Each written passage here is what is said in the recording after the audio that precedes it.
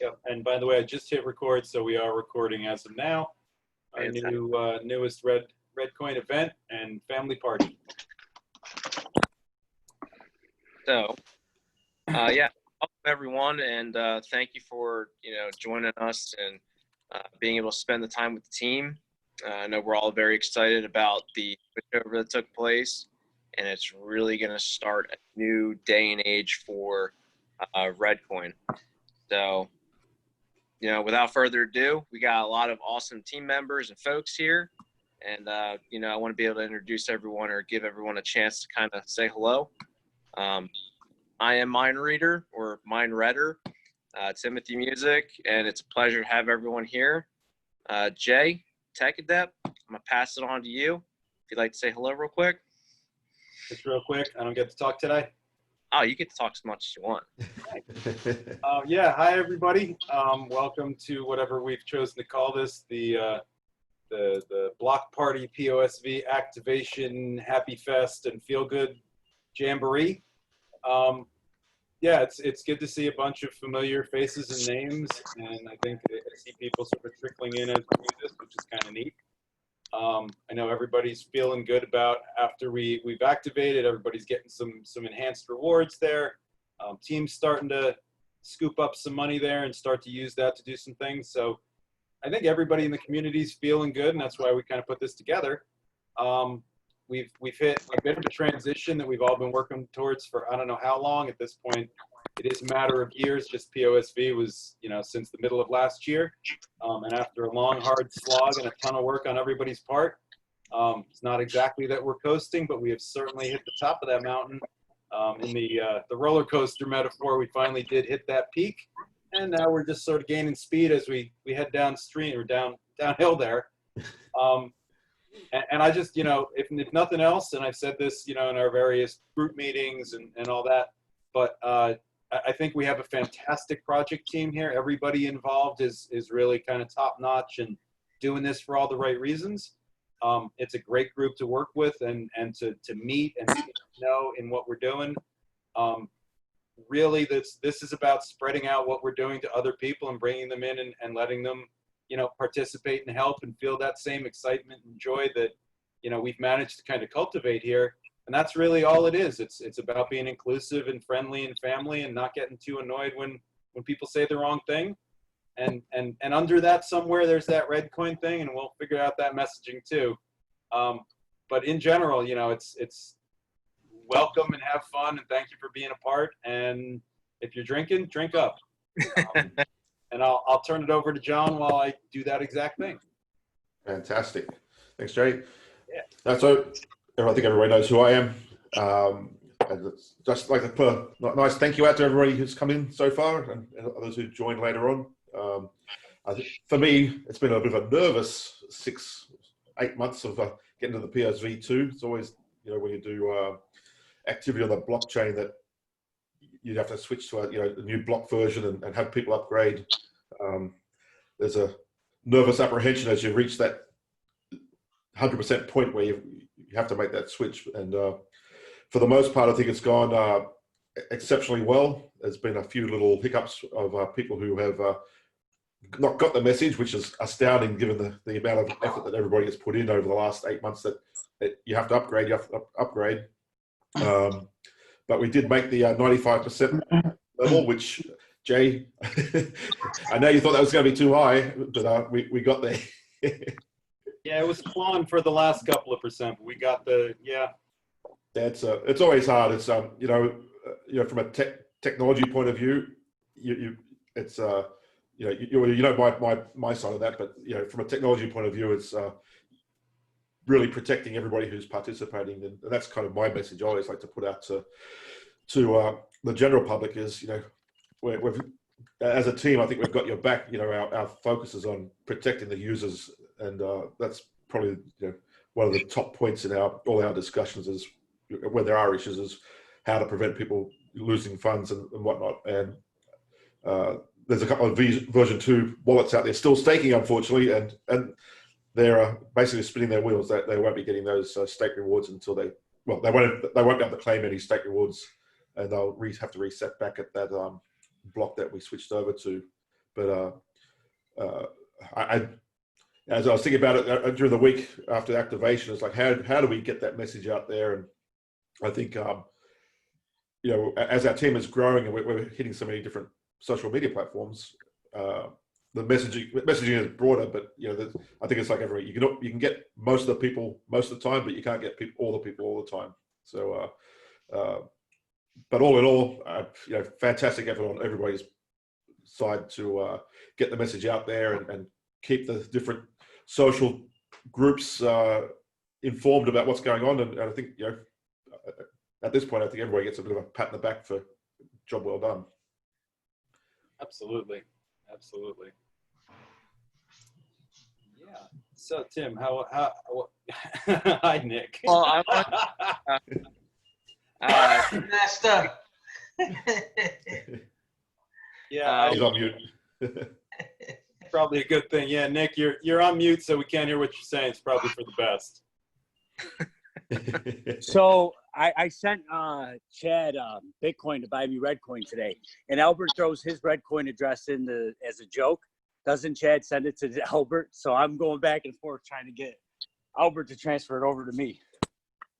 Oh, that's what I'm doing. A little bit of a heart attack over here. Nick, it's on the way, buddy. It's on the way. I don't see it yet, but I told you, let me know as soon as you send it so we can see how fast this baby is. Yes, sir. Yes, sir. It's Yeah, on the way. there was something that made Twitter, I think yesterday, somebody sent 50,000 Redcoin to the wrong person in our chat room and have it returned. And somebody just pointed out on Twitter, that's unheard of. What the hell is that? Right.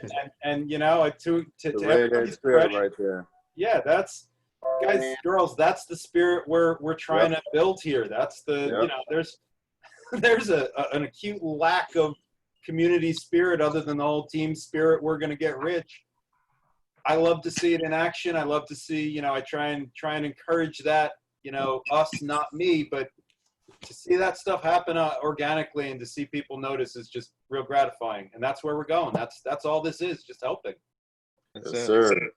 Yes, sir. It's Hear all- that, Albert? I'm still waiting. I got my thumb drive ready. Hey, man, that was that was a juicy deposit, man. That was Yeah. All right, hold on. All right, here we go. So we're all going to see a real transaction go through. Well, I sat on a call with somebody the other day and they asked how fast it was. So I sent something to him and it's just to hear his speaker go ching Right. right after I hit send. It's a gratifying, happy thing. It really is. Hey, Man, do I we love have- Sorry, that notification. Yeah. Yep. Do we have, since we're starting to accumulate people here, do we have any questions, anything specific you guys wanted to bring up, know about, ask about that maybe we can answer, maybe we can't, but certainly open to taking questions. Don't everybody volunteer at once, that's fine. Hey everyone, this is Cisco here. I'm in Atlanta. Hey, What's up, Cisco? What's up, everybody? What's up? Afternoon. Hey, I love you guys. Oh. Y'all are some funny characters. Now we need a group hug. So I think that's kind of 2019, but okay. Yeah, No no. emoji. How about a group wave? Group heart. Group Justin Bieber heart. There you go. Sorry. So- Yeah, and it's being recorded. Okay, great. Oh, sorry. my question is for Let's just go talk. for Tech. In our message the other day, you said you had a story to tell. I don't know if this is the appropriate time, but I would definitely like to shed some light. If this Which story was that? I have a lot of stories. That time in Guatemala. about redcoin.org. That one. Oh.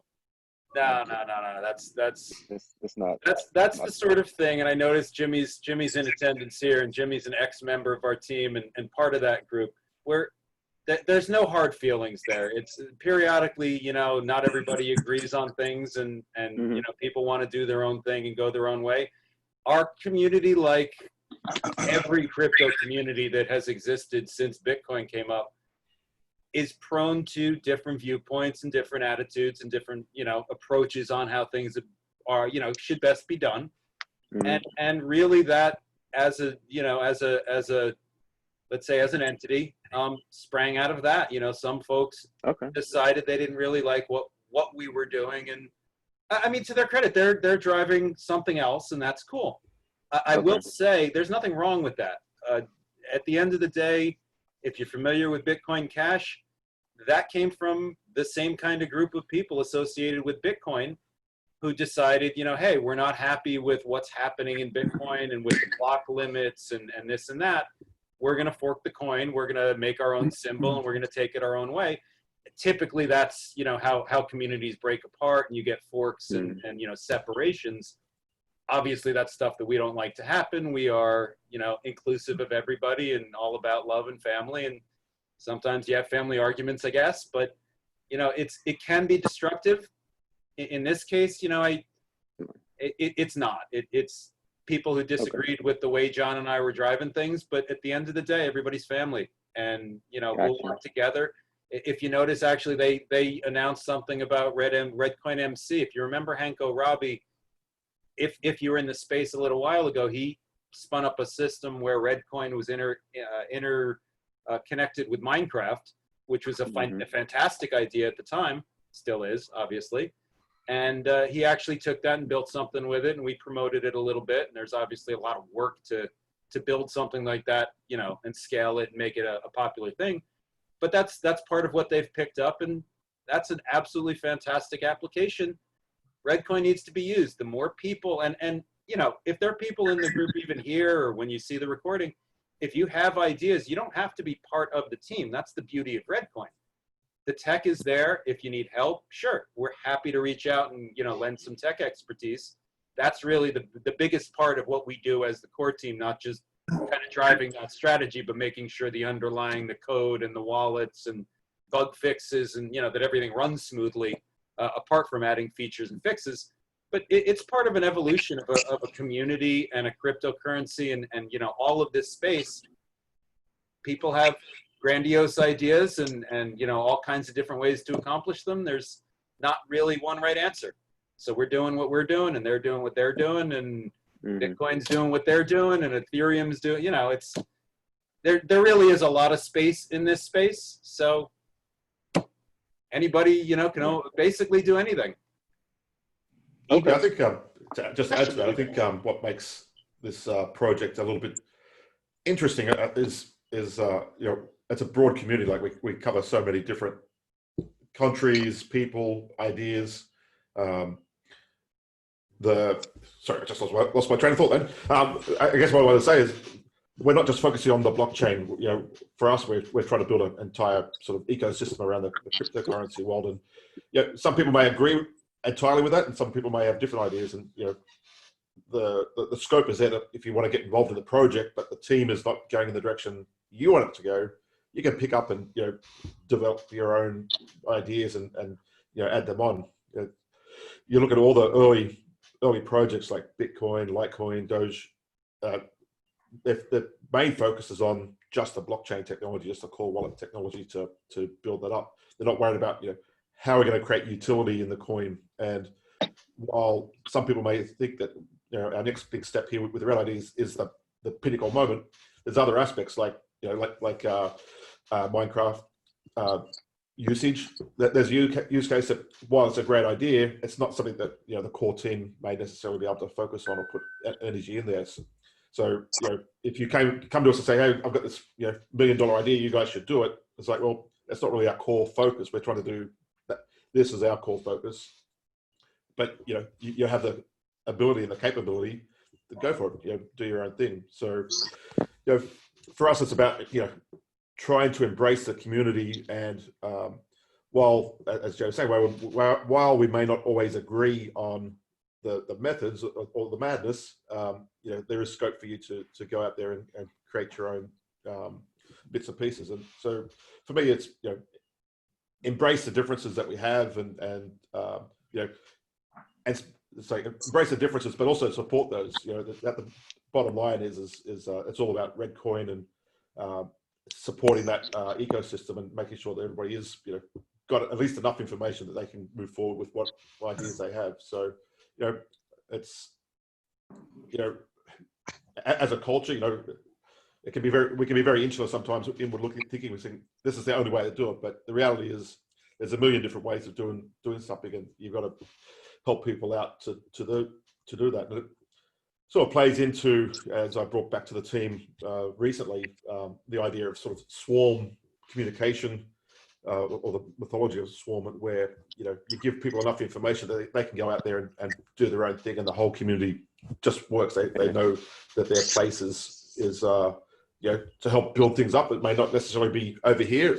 Their bit might be over here, but it's all basically all supporting for the common cause. So I'm kind of excited to see where they go with it. They're taking some of the ideas that have been floating around in our community for since 2014, and picking them up and giving it a run. And best of luck. Best of luck, and it's going to be interesting to see how they can bring that up and make it flourish. And I'll be excited to see it. That answers my question. Oh yeah. Yeah, we don't really have secrets here, as everybody kind of knows. There's obviously, some drama that goes on, and obviously with some personalities involved. It's always an adventure, and we're all learning how to coexist and get the job done and be part of this wonderful new whatever the hell it is that we have. But at the end of the day, we're all people, we're all human, and we are learning together, quite honestly. I've learned from John, not just on the technical side, but in general, the way that approach to things that he has, and he's learned from me in the same way. I think it's been very valuable, because especially as that's flowed down into the community, to me it's refreshing to have a space, even from the position that I'm in, but to have a space that isn't focused on profit and cash and moon and maybe some of us will retire comfortably in the future because you got into crypto early, but you're missing the forest for the trees if that's the entire focus that you have. And I'm real gratified to see that message itself has gotten to a lot of people, and that they're really comfortable playing with the tech and inventing new things for what it is. That really is an amazing part of what we're doing, that you can take the things that have been built and build amazing new structures with them and entice people to get involved just purely on the strength of what you can do with that. Sky's the limit in Reddcoin, crypto, and elsewhere. It's a great space to be working in, and I think I mentioned this before, great group of people. So, yeah. I got a question. Looking down the line, what would be the point where you say, we've reached there, we've reached the top of the mountain? What is that thing where you would love to see happen, and you'd be like, you know what, this is what we've been working for all these years? I would direct it to pretty much any of the team members, probably John and Jason. You guys have been the longest there. I'd be curious to know, like, what would you think that top of the mountain point, eureka moment would be when things started? I'll tell you, it's like, I don't know if you guys have ever seen those bumper stickers. It's like magic happens. Yeah? There's like red happens. That's it. On everybody's bumper. But in seriousness, I think, I guess for the crypto community broadly, because I think we're still kind of immature in that regard. It's slowly getting adopted across the board. So I'm speaking generally here from a crypto side of things. The acceptance is slowly starting to happen more broadly, from everyone from, mums and dads on the street up to, the high level of finance. But it's still not broadly adopted. People are starting to understand it, starting to appreciate it's there, but it's just getting on board with the acceptance level across the community. And we've stuck at it since our inception. And as Jay finds out quite often, it's like what you guys are still going, you know, we're still kind of, you know, a little bit hidden because we're not or haven't been huge promoters, you know, self promoters of ourselves. It's more about being building and providing that tools to move forward. So to get to that point where, to answer your question, Michael, to whenever we made it, I have two philosophies of that. One, I'll never make it because it's everything is going to be a reach to get to the, you know, to a new goal, to a new point. I think if you say I've reached it, some people have a tendency to fall off. But you know, moving forward, I think if I said that you could go down the street and somebody could talk, you know, you're wearing a T-shirt, you got a logo on your shirt or your cap or whatever, and people will come up and actually say, "Oh, I've heard about you guys," you know, and if that's a frequent conversation point, I think that's when I'd be happy that we've made it. It's actually just having that recognition and people actually use, not just knowing about it, but actually out there and using it in the ways that we're intending to design this product.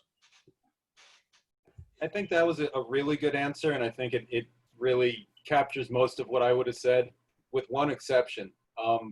Just to echo what John said, there's no real endpoint here. You know, not only are we inventing new tech and new solutions, as is everybody else in the space, but as we develop them, they evolve and we come up with, you know, new things to play with because of something somebody else did or being inspired by some idea.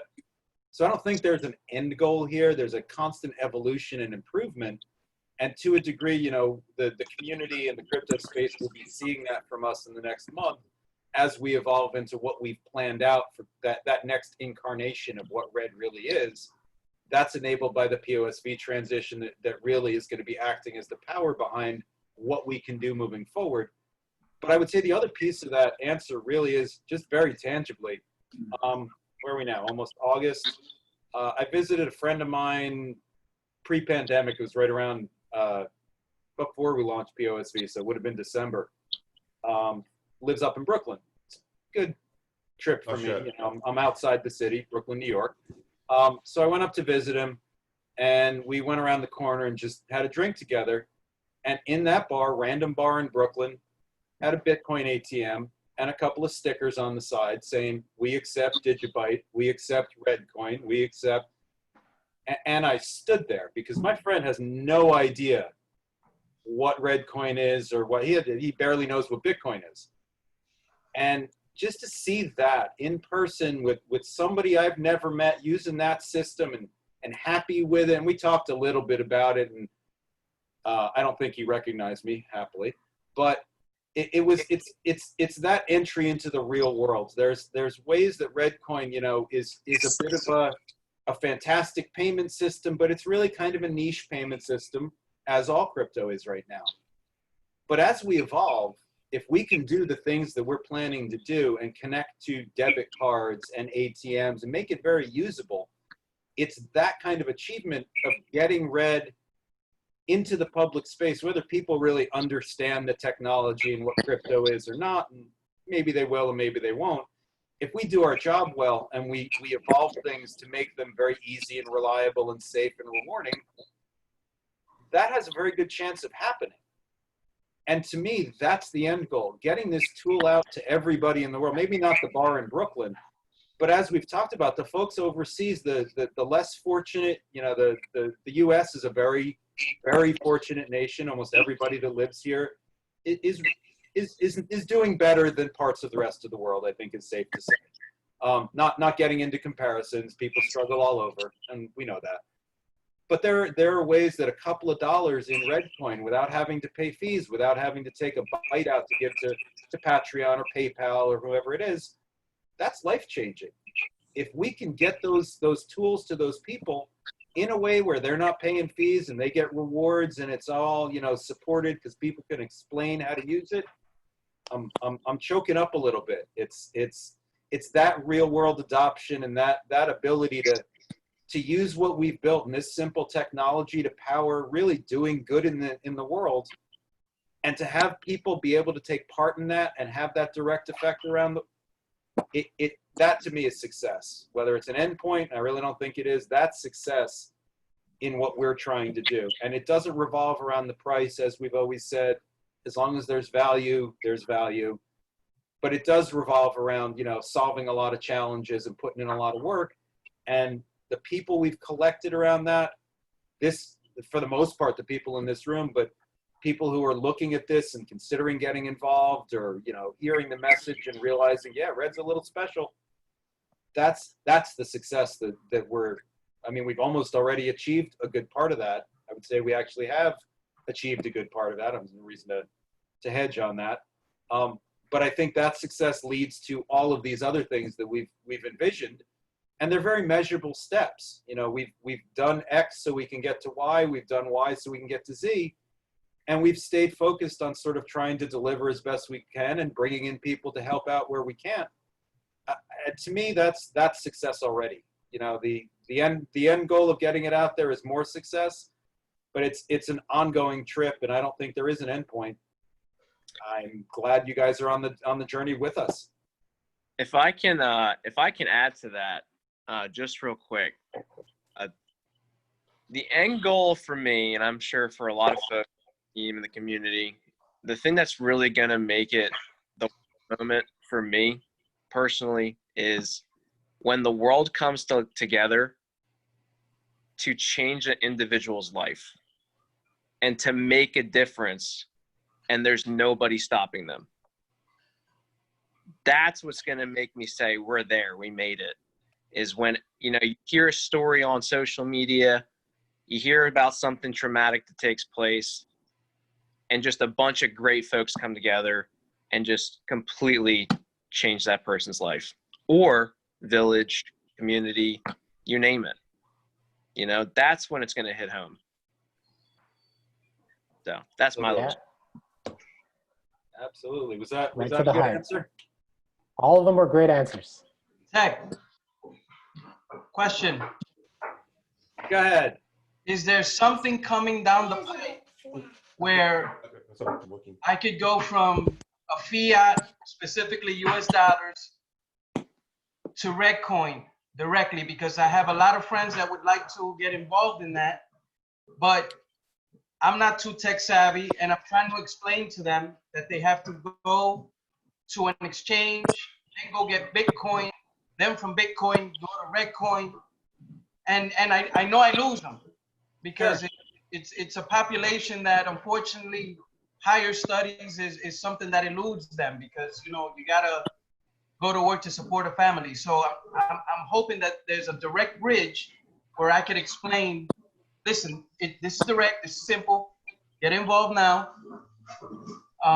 Is there something coming down the pike soon, I guess? I'm not going to say soon, because we don't play those games. It's the kind of thing that, you know, when it's ready, we'll announce it. But in general, absolutely, that's been a goal of the project since, I'm going to say, day one. A lot of those solutions, things like the on-website widget that you can buy, you know, whatever the coin is for fiat or trade for Bitcoin, there are a couple of providers out there. And that swap functionality, if you're already in the crypto space, if you have some Bitcoin or you have some Ethereum, is a little bit easier than, as you said, go to the exchange, do some trading, get that entire function is very technically difficult, cumbersome, filled with risk, filled with identity documents. And okay, the short answer to that is yes. We've spoken to a bunch of different people. We've checked out a couple of different swap widgets.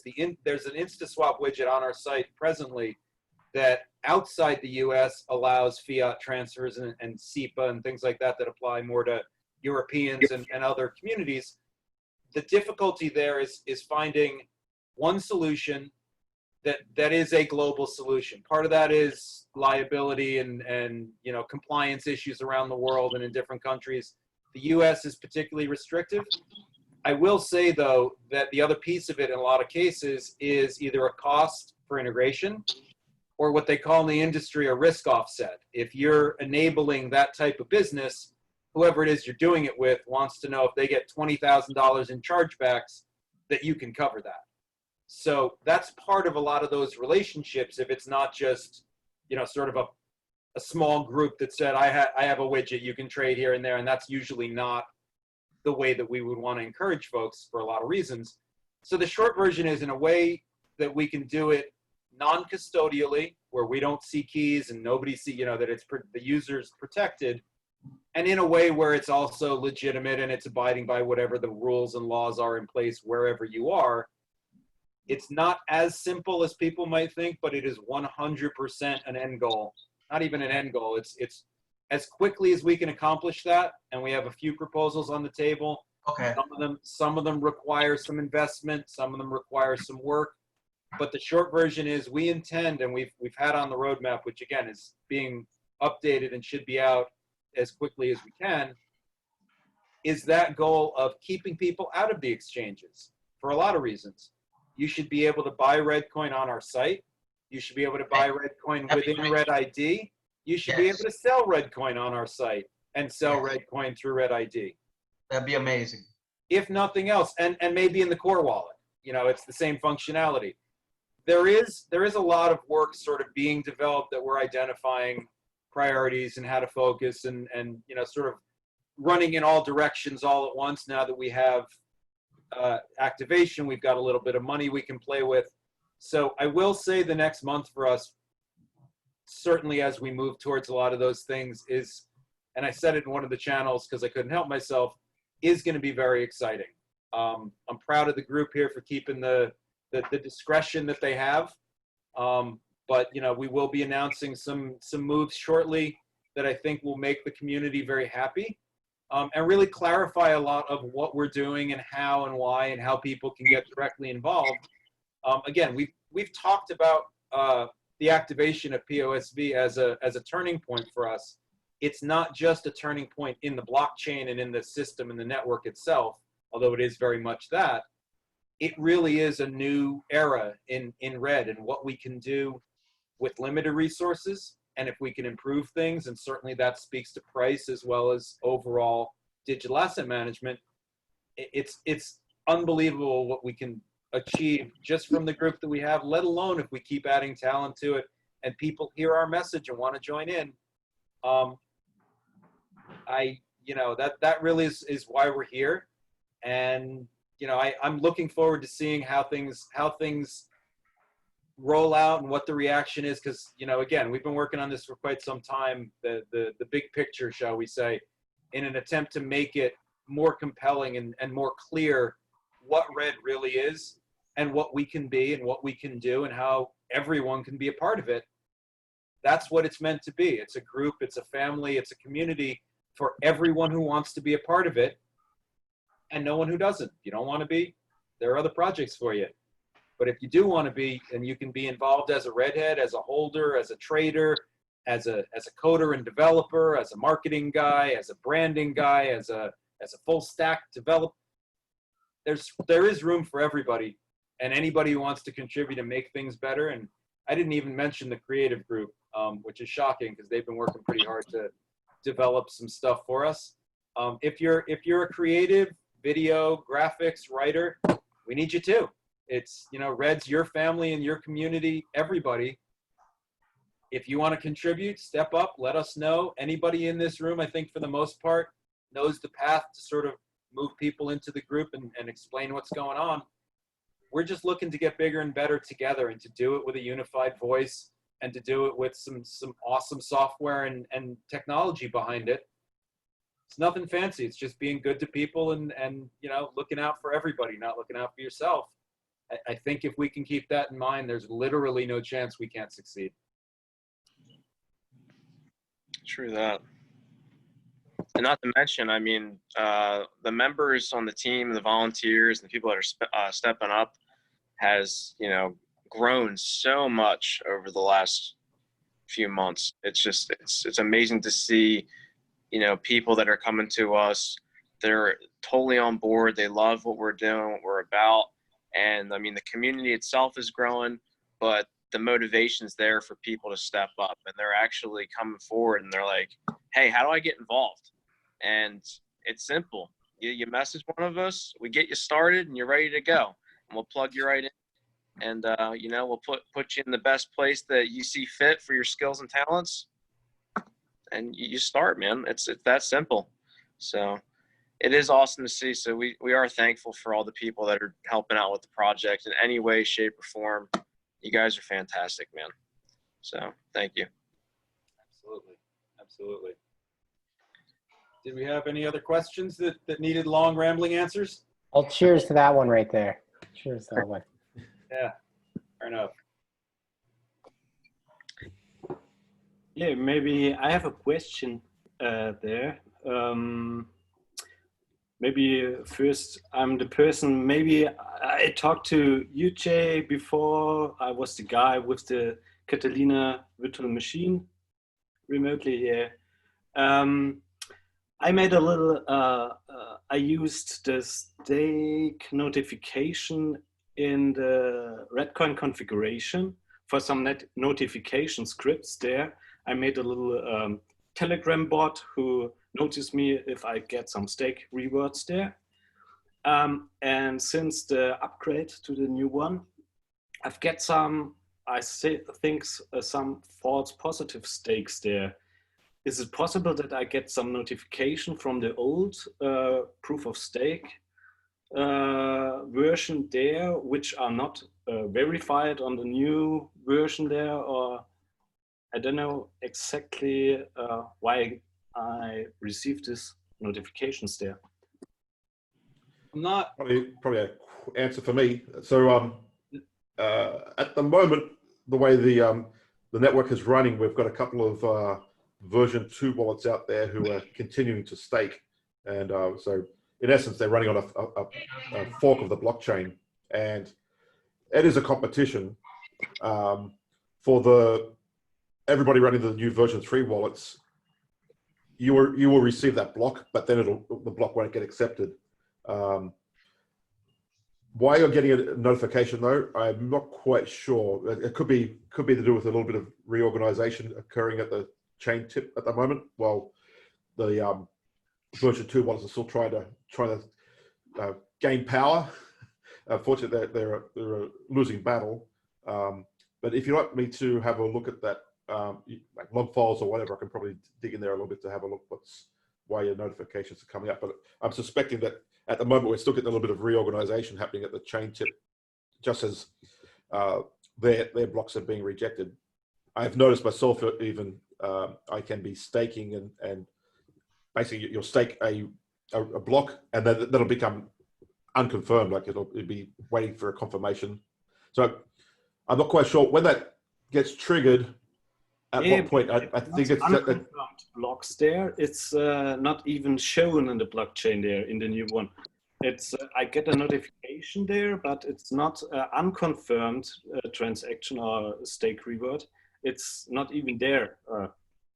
Looks like it's not even there. Okay. We can certainly. You're on Telegram, right? Yeah. Yep. I'm also on Slack.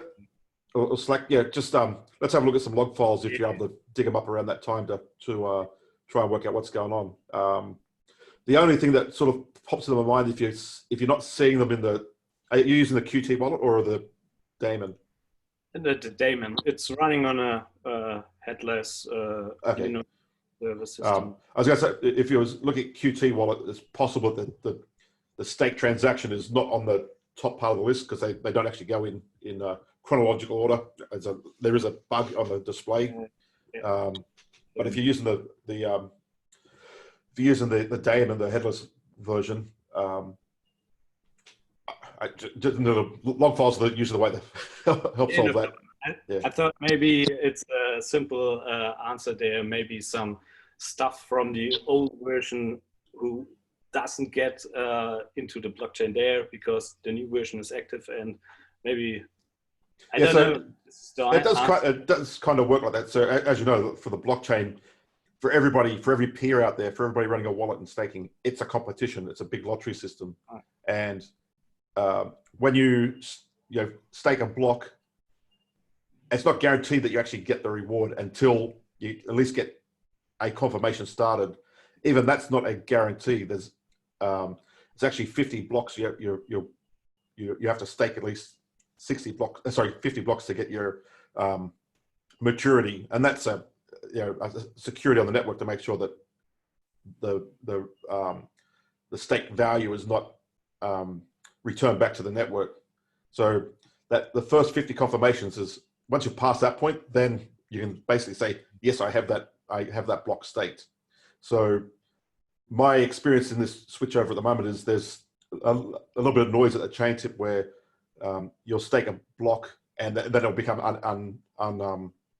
unaccepted because basically someone else out there has got some more leverage over you than what you first had happen, and that's pretty typical. And that's why when you're sending, even transactions, I think it's six for a normal transaction, you have to wait 6 blocks for it to get locked in. Otherwise, you end up in the situation of having things called double spends and whatnot. And while we're doing this sort of switch over from the V4 blocks to the V5, which is PoSV 1 to PoSV 2, there is some competition out there of people trying to get their blocks in and competing against the old version 2 wallets, which was the V4 block. So it's at the moment it's kind of like a little bit of a war at the blockchain tip of making sure we're competing. Look what shirt I made. Yep. Oh, that's lovely. But yeah, I mean, if you've got some concerns, certainly I can spend some time going through the logs with you and work out what's actually taking place. Yeah, I'm a big fan. I'm also involved since 2014. I was also a miner before there. Yeah. Oh, you've got some heritage. Yep. Yeah.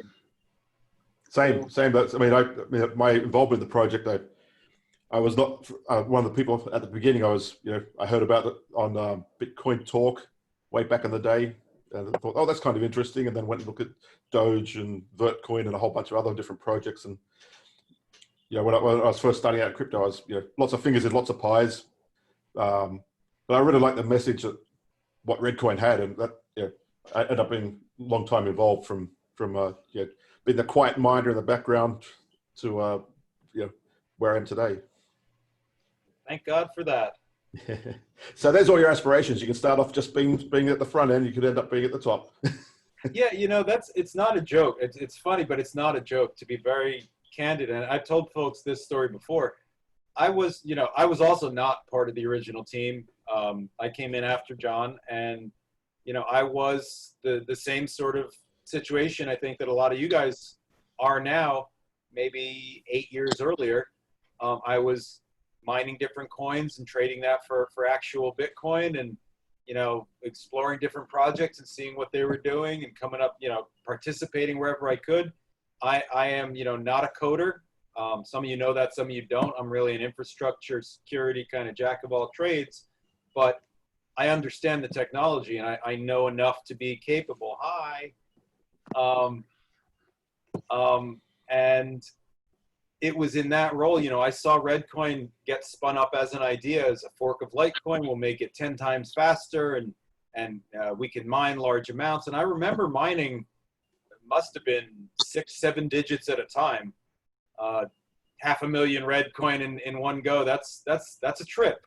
And that was a lot of fun. And then we switched over to PoSV, and that worked beautifully in the way it was designed, the way it's encouraged that kind of usability and not hoarding. And then when the founding team sort of said, you know what, we're not going to continue with this, I was shocked as a user. Imagine if I suddenly said, well, I'm done. John said, yeah, we're done. There's so many good ideas baked into what Reddcoin was that I was glad John stepped in, and it's got a leader now and things will continue. And then I realized I could email him. I could talk about things. I could, oh, you can't do the social media? I could help with that. You can't write up the documentation? And that's how we got 5 years down the road, this immensely talented group of folks that we've had, some in and some out, and some come and some go. And we have people come back, that were here 3 years ago. Martin, who's been here since the beginning, somebody that came in, 20 minutes ago because they saw something on Reddit. It's a constant flux and a constant growth, but really it's that collaboration, that love of what we're doing and the talents that everybody brings to the table that, to me, this isn't work. I'll put in 24 hours a day on this because this is better than anything I had in the IT world and, fixing networks and chasing down access rules. This is legitimately, bridging the gap from technology into people's lives and finances and money and rewards and safety and security, and then bringing that IT support picture into it as well. It's help and love and care and protection and looking out for the next guy, and it's all just followed very naturally. So that's kind of where we are. I was never setting out to say I'm gonna, you know, help lead a project, but that's what happened. Every one of you guys, I mean, Tim's a perfect example. Tim came to us, you know, a year or so ago and said, I love the message, I want to help. And he's an integral part of the team now. Roni, other, you know, as I look around the group here, people have been just huge sources of support and enthusiasm and energy. And we wouldn't be here where we are right now, activated with PoSV, self-funded in a way that almost no company or no organization in the world can claim, without all these people pitching in and helping out of the goodness of their own hearts. That's what I brought to it. It wasn't a profit play. I lost money doing this, and well, you know, it wasn't the sharpest idea of, you know, how to get ahead in the world. But what I've gotten from it, the love and the just ability to deliver these kinds of solutions to people and have them see what it means for the future when bank systems are crumbling and people don't know what, that's really what all this project is. It's providing a little bit of security and understanding in a world that's sort of crazy and insecure and dangerous. Getting us all together can really provide for all of us. And that's what we've tried to do with a technology background, but with a bit of love and care and thought and taking time for one another. That's all we're about. And a little bit of crypto, I guess. Yeah, I offered you my help if something is like in my my workspace. So something like I'm a IT security consultant. If there's some web application, web service, something like to make a penetration test. I'm working here in Germany for the biggest IT security consultant company. Oh, we'd love to have you. I know some of the guys that are helping take care of the HR function have spoken with you. That really is all it takes, is finding enough time to sit down and get to know people. You know, there's a lot of common and familiar screen names in the space, not just in Reddcoin, but, you know, as you go to different other groups, there's a bit of overlap, and you'll see those same names in Reddit and on Facebook and on Twitter.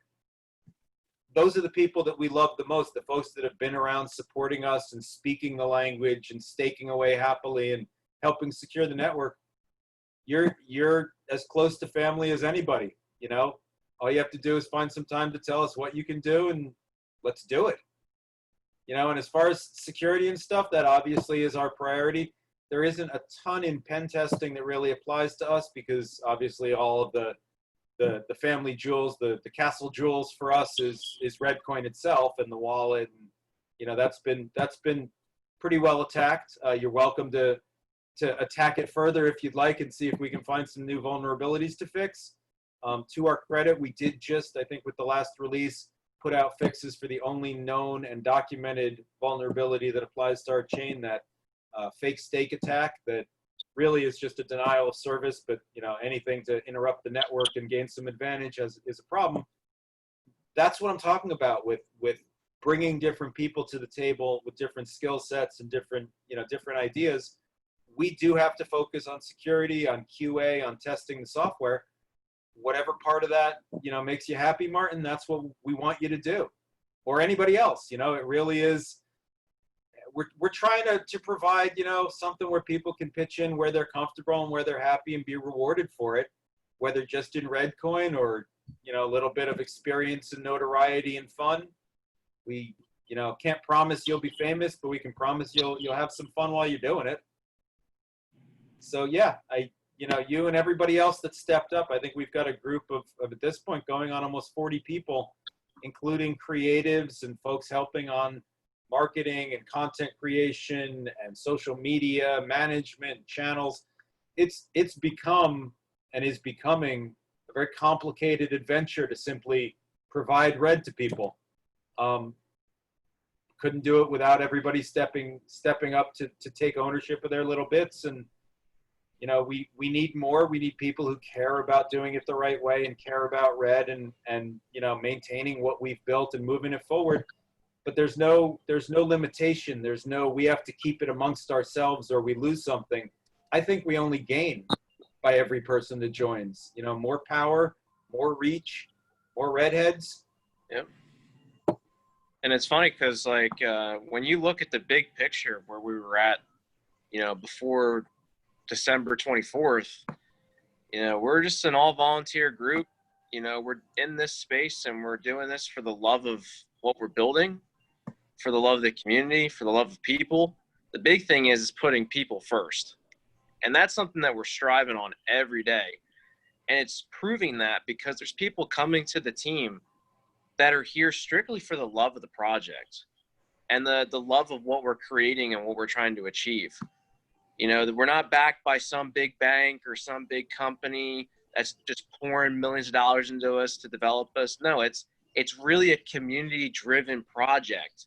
And there's not a lot of companies out there that I can even think off of the top of my head that are that way. And then go from being volunteer base to now we're self-sustaining. When you think about that, it's incredible. Just that thought alone, like we're self-sustaining. We're going to be able to accomplish so much more because of the community and everybody that's participated. It's mind-blowing. And it's why I love Reddcoin, and it's why it's the only thing I ever focused on. Every day I wake up, just always focused on this. Because I know at the end of the day that we're going to do something to change people's lives and make the world a better place. And that's just not some catchy punch, you know, pickup line kind of thing. No, that's why we're here. That's why everyone's here. It's for the love of what we're doing. It's for the love of the world. And that's why, you know, I don't want to say what I'm trying to say here because it's still a secret. But Jay, if I could have shared that one little tad bit punchline for the new stuff coming out. Nope. Yeah, I was going to say you guys would Bite your tongue. I'm biting it. It's bleeding. Yeah, it's been a little bit of a struggle for us because we've spent a good amount of time at this point kind of understanding who Red really is and what it is that we're so excited about. And in that effort, we've discovered, you know, we really are a bit more than just your typical cryptocurrency. I think everybody in this space and in the community certainly knows that. And that's really the meat of what we're talking about in terms of this transition, that you guys will see, not just you guys on the call, but obviously anybody watching this afterwards. We will be refocusing our messaging and our branding to really target what we believe Red to be at this point, which is, I think, more than a cryptocurrency and more of a social movement and an ability to include people, whether or not they're technical, whether or not they're savvy with crypto or they're paying or tipping, because it is more than that. There's a feeling and excuse me, and a kinship and a family that we've built here, and that's really the value behind a lot of what we have. So why not lead with that messaging? So that's a bit of what Tim was trying to keep himself from spilling, and I've tried to keep myself from spilling. You will be seeing a lot of that detail moving forward as we've got that, you know, kind of strategized to roll out. It's a bit of an identity change from what Reddcoin has been. We all know Red is love, and that's been evident in everything we've done and everything we've put out there. The commitments that we've made as part of PoSV to provide a restitution fund, to provide some charity functionality. Jay, I don't want to cut you off. The user that's playing that stuff, can we either give him or Who is the Zoom user? All right. Thank you. Ta-da! Sorry about that. So yeah, yeah, it's those aspects. It's the warmer and softer aspects of kind of what we've put together because of the lack of what that functionality is in crypto land. It really goes to kind of inform who we are and how we deal with our fellow redheads and other projects that are, you know, legitimate and hardworking, and really speaking to that there's there's an inclusiveness, there's a beauty to what we're doing by bringing everybody in that really allows people to be themselves and at the same time have somewhere to belong. And that's a big part of what we've tried to map out with this new approach to our messaging. And again, as I said, new branding. We will be launching that in whatever capacity a launch of that would actually look like in the next little while.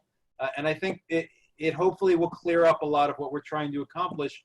That to me itself, again, is a goal in itself of making what we're doing accessible to people outside the crypto space and outside, you know, the download the core wallet and send a coin over here and stake, because there really is more to what Red is than just a cryptocurrency.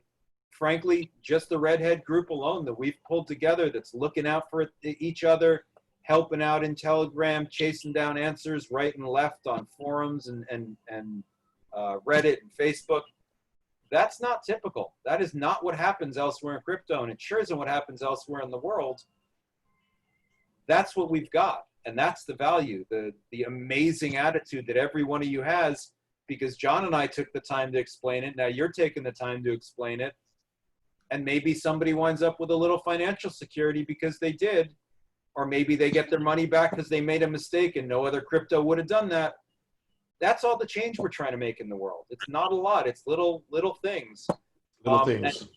And one of the, just to stop rambling and make one comment, the charity aspect of it is very important to us as well. And obviously, if there are charities that folks in the Redhead community are particularly, you know, have affinity towards, and you'd like us to partner up with them and enable them to be able to receive crypto, that's usually a conversation, because charities, this is in response to something somebody asked me just before this call. So I wanted to just throw it out there. We're happy to work with charities across the board. Anybody doing good, anybody helping, it's squarely in that spirit of Red. But the other side of it also is they have to be prepared to accept it and turn it into cash or account for it and, you know, do the things that those charities do. We did just reach out to an organization, I believe it's called the Giving Block, I believe. Don't crucify me if I'm wrong. And they've done some very good work in bridging that gap themselves, primarily with Bitcoin and Ethereum, because those are obviously the most popular cryptos. But in connecting worthwhile charities to that ability to give and donate in crypto, we're looking to connect with folks like that who want to enable that connectivity. So we may see some sort of a partnership with them, similar groups like them who are trying to use crypto to do good. We're all about that. So again, if you're doing something like that in the space, or if you're looking to do something like that, that's the spirit of Red. That's that help your neighbor, pay it forward, take the time to be, you know, understanding kind of approach that defines us. But that's all it is. There's no complexity there. Just be good. Now I'll stop rambling again. Scotch, I'm sorry. Should drink more. I know a big question in the telegrams and the community right now is with the multiplier. Maybe take a few minutes and clarify a little bit on that for the folks that are going to be listening. Sure, I'll let John do that one. Sure. So I guess the history behind this was, as everybody kind of knows, the stake rewards for PoSV was 5% per annum, and that was done at a user wallet point of view. So from a user point of view, you would in effect earn 5% per annum if you continue staking for your entire year. The net effect of that, however, was it didn't mean the network grew at 5%, year after year. It was a percentage of the people staking. So basically, the algorithm for PoSV2 was basically to add a multiplier onto the stake reward so that we could get the network growth back to 5%. And the multiplier is got some limits. We don't want to allow carte blanche on the stake rewards, so we've kind of flattened the curve a little bit, or spread the curve out a little bit to share the love around, so everybody has a chance of getting the higher stake reward. But the goal, or the algorithm, what it's looking at is targeting the market, not the market cap, but pushing the stake rewards over a period of time so that the growth of the network is targeted at 5%. So from a stake reward point of view, from the day that it was activated, I think the network was actually at about 1% growth. I can't think what the multiplier was off the top of my head, but I think it may have been close to being 5 times multiplier. Yeah, we started at 5. Yeah. So that will actually should be diminishing. That will diminish down to 1 eventually. That's the target value of the multiplier.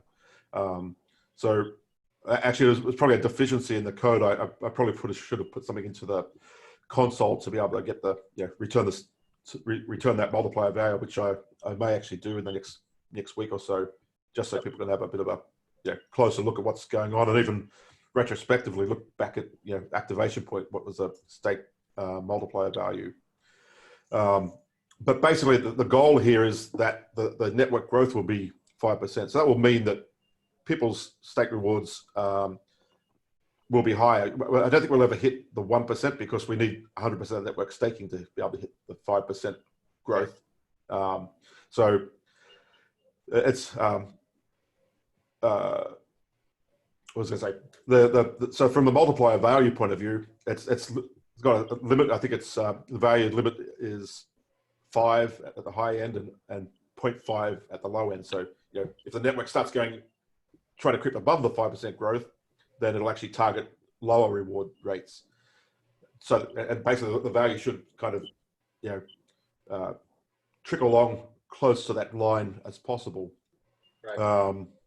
The other part of the algorithm is to try and flatten it so that a person staking, maybe hasn't had his wallet turned on for quite some time, so that they don't, scoop up all the high rewards immediately. Also, so like I said, it's trying to flatten the curve so that we can share that stake reward or additional stake reward across more people. So I think there was some confusion about how much they get returned back. That's one reason I want to be able to put in the at least in the console somewhere what their current return rate is, so that people can go, oh, it's that. In the log file, it will actually, if the debug mode is on, it'll tell you what the value is currently set at. That. So I'm just trying to answer all the questions preemptively here. So I think, Tim, was there confusion about why they thought they weren't getting as much as they should? Yeah, because users are just curious because when they have a stake that comes in, they can see obviously their transactions, and they can see, before the switchover took place, they were receiving an X amount.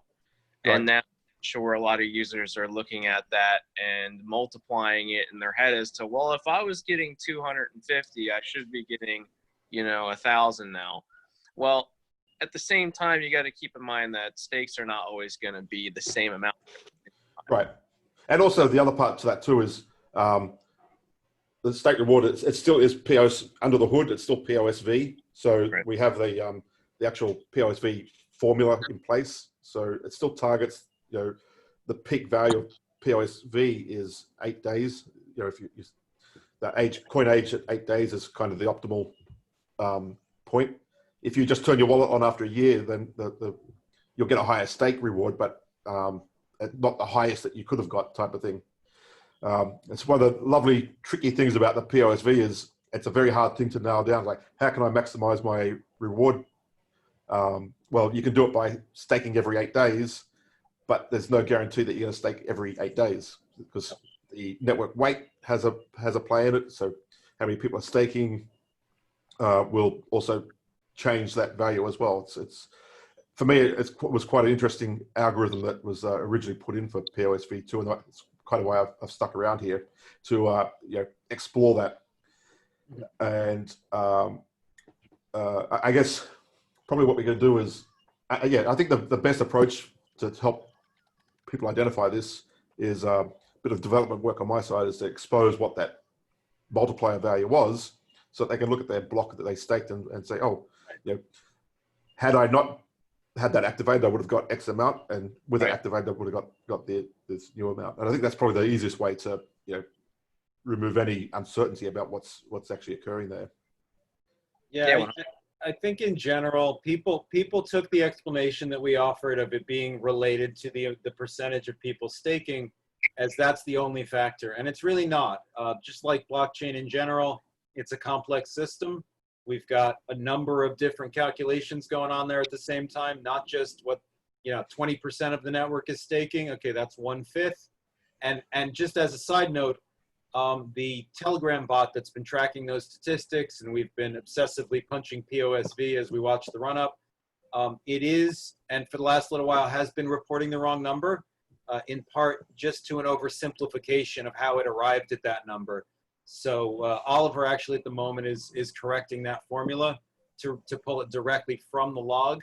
And John, I actually had meant to tell you we should probably look at a feature to dump that back in the log. Yeah. But it is right around, I think, 2.6 something at this point. So again, that's related to what not just the percentage of the folks staking, but also the actual growth rate of the network. The idea being not to give everybody a bunch more coins, although that's the side effect of it. It's to get that network growth to a 5% stable level. And that's really what the combined system acts to do. So you will see the multiplier go up and down. We will have it on our new Red website, along with some other blockchain statistics and some information about the page, or I'm sorry, on the page about the network's status and statistics. But it is not 5 now. It's being corrected on the bot. As John said, you can see it in the debug log if you take a look, but don't expect it to be that 5 times. And if you take that multiplier, multiply what your original stake would have been and deduct 8%, that's exactly where we are. It is the same calculation that's happening, the same lottery effect, as John mentioned, as PoSV has always been. So it's taking a portion of your coins. If you win the lottery and you manage to, get your block accepted, then you've earned that. And if not, it'll come back at another time. But there are no changes to that underlying formula. We've just multiplied it by something and had that controlled by a couple of other calculations. Anybody is welcome to take a look at the source code too, if you're unclear about that, and you can see the actual calculation in effect. But that being said, it is doing really what we expected to do and how we designed it to, without fail. It's doing exactly what it was meant to do, which is control that unregulated emission of, maybe somebody with a large wallet coming online and adding to, that 5% or that 5-time multiplier. That's going to push us over where we expected to be. And that's what that curve's going to do, is bring us back down to that line of 5%. It's a dynamic system, things happening all over the place, people coming on and offline, people upgrading, people. So, we've tried to control a very difficult to control system with a couple of just key parameters. And in fact, as best we can tell, it is working exactly as expected. I would say to anybody out there hanging on to their V2 wallets for whatever reason, upgrade. At this point, you're not doing anything but causing denial of service to some clients. Denial to yourself also. Yeah, denial to yourself as well, and nobody's going to be happy about that. We are who we are now, Red, and we're going to move forward with PoSV. It is the controlling algorithm on the network, and we will use it to power the progress of the project, as was always the goal. So yeah, if you have any other questions about PoSV, feel free to contact anybody on the team, including myself, in Telegram or Slack or Discord. Send an email to info@redcoin.com, or if you need help, anything like that. But yeah, things are working exactly as expected if you look at the details. I had an argument with a gentleman in Telegram last night because he didn't understand the details of what he was arguing about. Happy to explain and educate till everybody does. Can I ask a question? You certainly may, Nikki. Is the stake supposed to change eventually? Because I don't know if everybody else does this, but I upload each one to Blockfolio to get a dollar cost average. And when I updated the wallet yesterday, they all changed to what you guys get on. I noticed when you click on it, it'll show you the actual stake. I just didn't know if my wallet was lagging or if. No, what's actually happening there is until it's fully confirmed, it's not reflected as deducted in your balance. So if you give it that chance to fully confirm, it'll show you the right number. You're just being a little bit too proactive in entering them each time they show up, I think. Yeah. I gave some at least like the next day, and they're still the same. So I think it was like when I shut my wallet off and turned it back on, it reset. Right. You know what I mean? There is a housekeeping aspect of where the display in the wallet isn't. In some cases, it's a little slow to refresh, and part of that we're taking steps to make it. We've done a lot of work under the hood in the core wallet. In doing that work, we've kind of solved a lot of problems that apply to Red ID and how we can use that same core type of technology to enable Red ID to be kind of distributed. But in doing all of that, now we also need to step into the front end of it and the features and the display and the information that's coming out. That is our next step. Okay. No big deal. I just didn't know if anybody else was seeing that or whatever. You know what I mean? Not a big deal at all. Yep. No, it's very possible. There are some little deficiencies in the way it's displaying. Again, it's the front end of that code at this point is probably 4 years-ish out of date. We've been updating the underlying pieces of it, but it needs some care and loving. We're going to get to that, we're doing it already, so I don't want to promise dates, but yeah, we realize that's a little bit of an issue, and that is kind of the key, keep the network safe and secure product. That's what provides the blockchain that's making all of this possible. So obviously, our focus is on making sure that those improvements happen, and that, we keep things safe and secure at the same time that we're doing that. That's the most important part. Absolutely. I got an interesting question. This would be targeted to everyone, not Jay and John. What product or feature would you love to see on Red? Something. It could be something that you would like to see, something you heard about, or even just something that just out of the top of your head. I'm curious to know what people would like to see from the future. Tip Nikki Pond. Simple. The address is everything. Red ID. That'd be easy. A card you could spend Redcoin on at a store. Just buy whatever you want to buy with Redcoin. Well, being very, if I could jump on that one, just because we were just requested to join the program. Visa has stepped very strongly into the financial tech space. Visa.com, well known, everywhere you want to be. And in fact, of course, despite fees and middleman and all of that, it's a well-known brand. It's global. It's very, respected and considered safe. All we need is $1 million in revenue, and Visa would be happy to consider rolling out a Reddcoin branded debit card. Now, I saw your reaction, and all I'm going to say is it just means next year. We are, with what we built with PoSV, as things progress, if prices improve and Bitcoin continues on the trajectory that it is, that few $1,000s we're making a month right now in dev funds becomes 10,000 or 20,000, and all of a sudden we are $1 million entity, and Visa would like to talk to us and issue a Visa branded logo, and PayPal would like to talk to us and issue it really is at that point the engine behind our success is PoSV, because it's providing this financial capital that we can work with to engage real world tech. We can't do that for free. Nobody wants to take the risk or jump in and work with, hey, it's a proven tech, but you guys can't afford marketing? Why bother?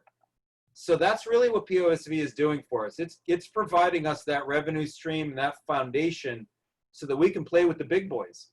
Got to get Elon Musk away from Dogecoin or Dogecoin and get him to Red. That's a big idea. We don't. No, listen. We love Elon and Tesla, or I do at least. I don't have a Tesla. I drive a Charger. But no, we don't want Elon. Elon may be a great guy and a technical savant, but you really want Reddcoin to dump half its value because Elon decided we're taking it to the moon? No. No, in all candor, we're doing this in a very methodical and strategic way. We're trying not to get distracted with the easy money here and let's promote there, and there's lots of exit scams out there that people have basically said, this is what we're going to do, and we'll take some money from the community and go. We're trying very hard not to do that. BitConnect. Jesus, yeah. Any other takers? I'm curious to know what anyone else is thinking. What they would like to see. Oh, okay. Yeah, I'll stop running my mouth. Any other ideas? What would you like to see? I have a hybrid. Good for you. Well, I'll go back to something Curlew said earlier, Ed. As far as when you've arrived, that sort of thing. I was thinking a little bit more global in that, all right, and we'll do a little exercise, a little group participation, right? So everyone unmute your microphone, and I want you to all answer this at the same time. And for me, I think this is, as someone relatively new to the community directly, but have been involved a little longer from a introductory standpoint into the arena. But okay, everyone has some, come on, Carlo, unmute. Here. Even in Germany, you're going to know the answer to this. Right, Martin? Okay.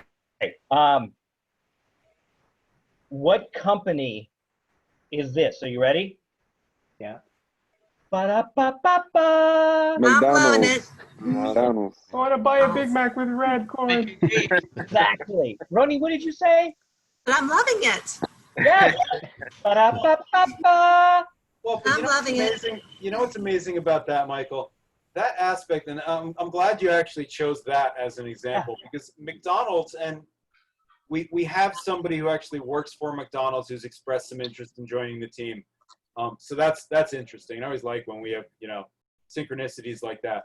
But the thing that I wanted to say was McDonald's has done basically what we're trying to do, which is when you hear I'm loving it, they're not selling you hamburgers. They're selling you love.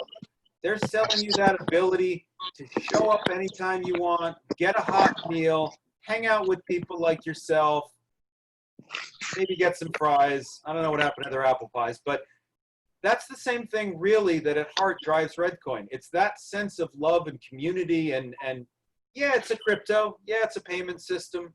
That's what powers us. That's not our identity. And that's really what we're going to be speaking about in the near future, because it's that identity that's going to bring people to the community, whether they know crypto, whether they don't, because it's something different. It's something better. It's driving that ability to just do something nice for no reason, to pay it forward whenever somebody does you a favor. That's the same thing McDonald's is about. That's why they're loving it, you know, and all the revenues. We won't talk about that, but it's, you know, they're positioning with that same language that I've learned in doing the marketing function around here, that's what we're talking about as well. You know, Red is love. It is care. It is consideration for your fellow man there, not ignoring him because he happens to be a screen name. I love that. No pun intended. I really do. So thanks. The other half of that, to speak to the what feature would you like, is do you guys remember when everyone remembers, unless you have an old flip phone analog from 1992. But you know how when the what is it called off the top of my head, the technology where you bump the phone? Right, you know, like, hey, that's a cool picture, share it with me. Okay, hold up your phone. Obviously, as long as you had an Android, because, you know, anybody who's anyone has an Android. And you just do that. And so instead of even, I don't know, with your Red ID, for example, hey, that was awesome. You know, here's 10 Red. And then it's almost like a high five, right? So it's, you know, as long as you have a Gorilla Glass on your phone, you know, and you just shared the Red love. But you shared it directly with someone. Bam, right there. So I don't know, maybe that's something, well, that is something that I would love to see, because it's a direct human interaction. And I mean, if it was, you know, exponential mass adoption globally, which would be amazing, then everybody, you'd see people walking around doing this and like, what are they doing? They're spreading the red love. Yeah, that idea encapsulates what we're trying to do. Now, there's some tech development to do to accomplish something like that, but it's a certain number of hours of work, and we can get something like that in place. That's the beauty of what we're doing. It's so open-ended. It's so adaptable. In a scenario like that, absolutely we can do something like that. The NFC, near-field communication technology that exists, Apple Pay and Google Pay and all these different sort of swipe touch technology. It's all available for us to tap into or adapt, or for the sake of open source projects, adopt pieces of it that work. Getting some feedback from somebody there. Yeah. At you again, Albert. Hey, what's going on? What's going on? Mute yourself. So yeah, I mean, no, they're it's not me, definitely. No, but I do have a question, however. Yeah. I don't know if the gentleman, if this is where he was going, but are there any plans? I know that we have a number of musicians on the team. Is there a plan to maybe adopt our own jingle? You know, something that can be, you know, pretty noticeable to the ear if someone were to hear it wherever. You know. Just I'm sorry, I missed a minute, a word of that. To adopt. Yeah, no, yeah. So again, I don't know if the gentleman that initially brought up the McDonald's theme, do we have something in place or a plan to maybe try to adopt our own jingle?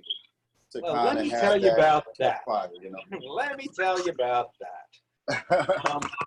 As part of our Renaissance, as we like to call it, perhaps a little bit pretentiously, as part of our transition, yes, we've absolutely put together actually a group of creative folks in the Red space. We are working on some films, some little movies, some GIFs, you know, a lot of content about what we're doing. Part of that, some of our, let me see who's in the room here, maybe even some people in this room are working on that. But yeah, I mean, having a jingle, having something memorable, having that's all marketing. And a lot of it, you know, we try to be very honest and have integrity in doing that, and not try to absorb too much of the advertising hype and just really tell it like it is. But the truth is, stuff like that is effective. Visual pieces of it, auditory, music, you know, jingles, as you say. And what's funny is I just spoke to another project named Jingles today who wants to work with us.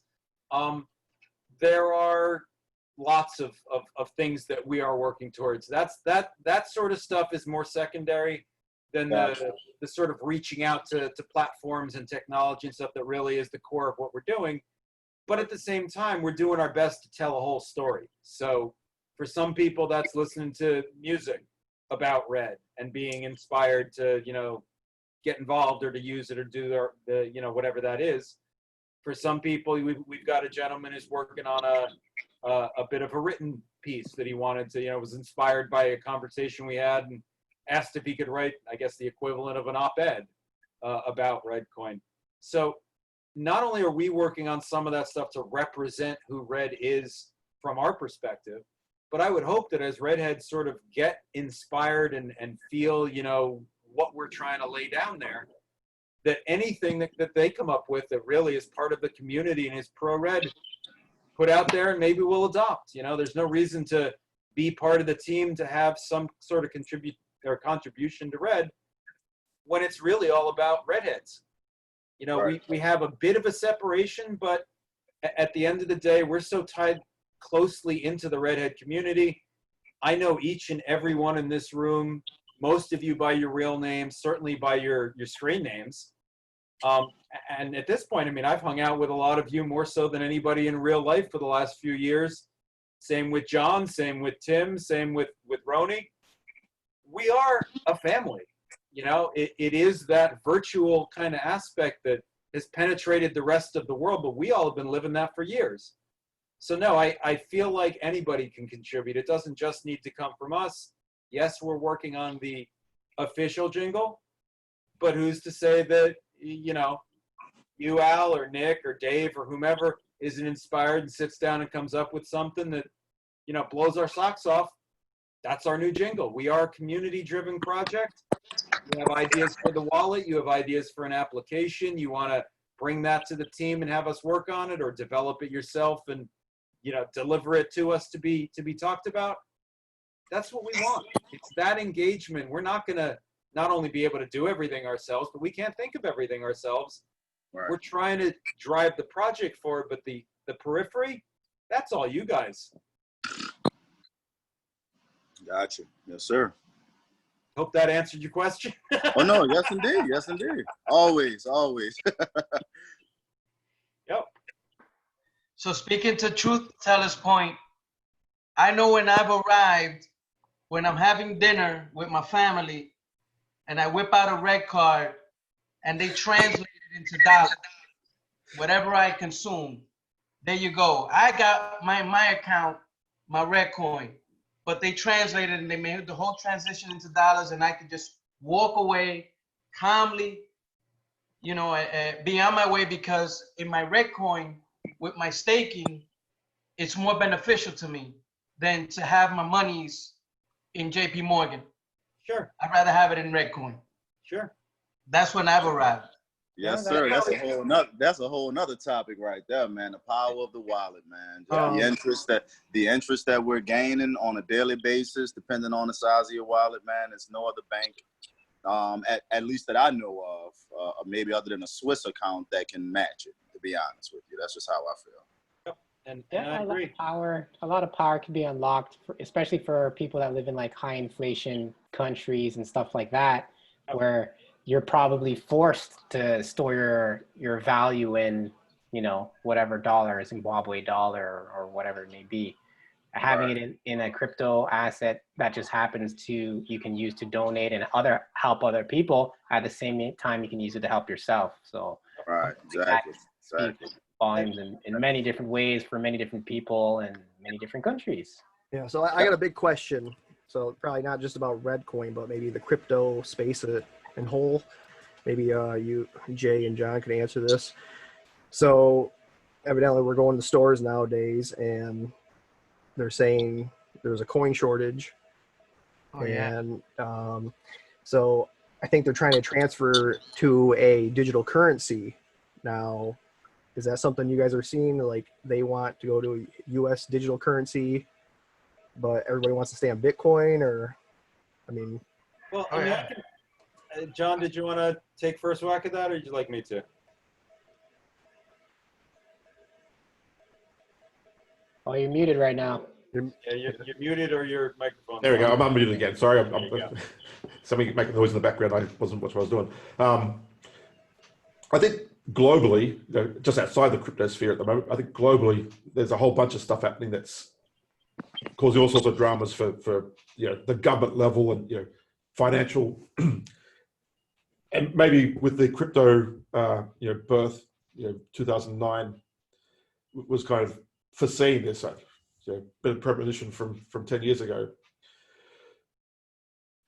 to the point where the governments now, as you say, there's coin shortages and whatever, are starting to look at, you know, do they have their own digital assets? You know, they've obviously seen, you know, while they're in denial for quite some time on crypto, I think they're now starting to see what does that benefit. You certainly don't have to print something or create something in the physical world to be able to spend it. You know, there's at least two governments I'm aware of, one being China and the other one being the US, both looking at the, you know, the potential of having their own, you know, government-issued cryptocurrency. Would they ever adopt, you know, an outside project, you know, whether it, you know, Bitcoin or Reddcoin or whatever the case may be?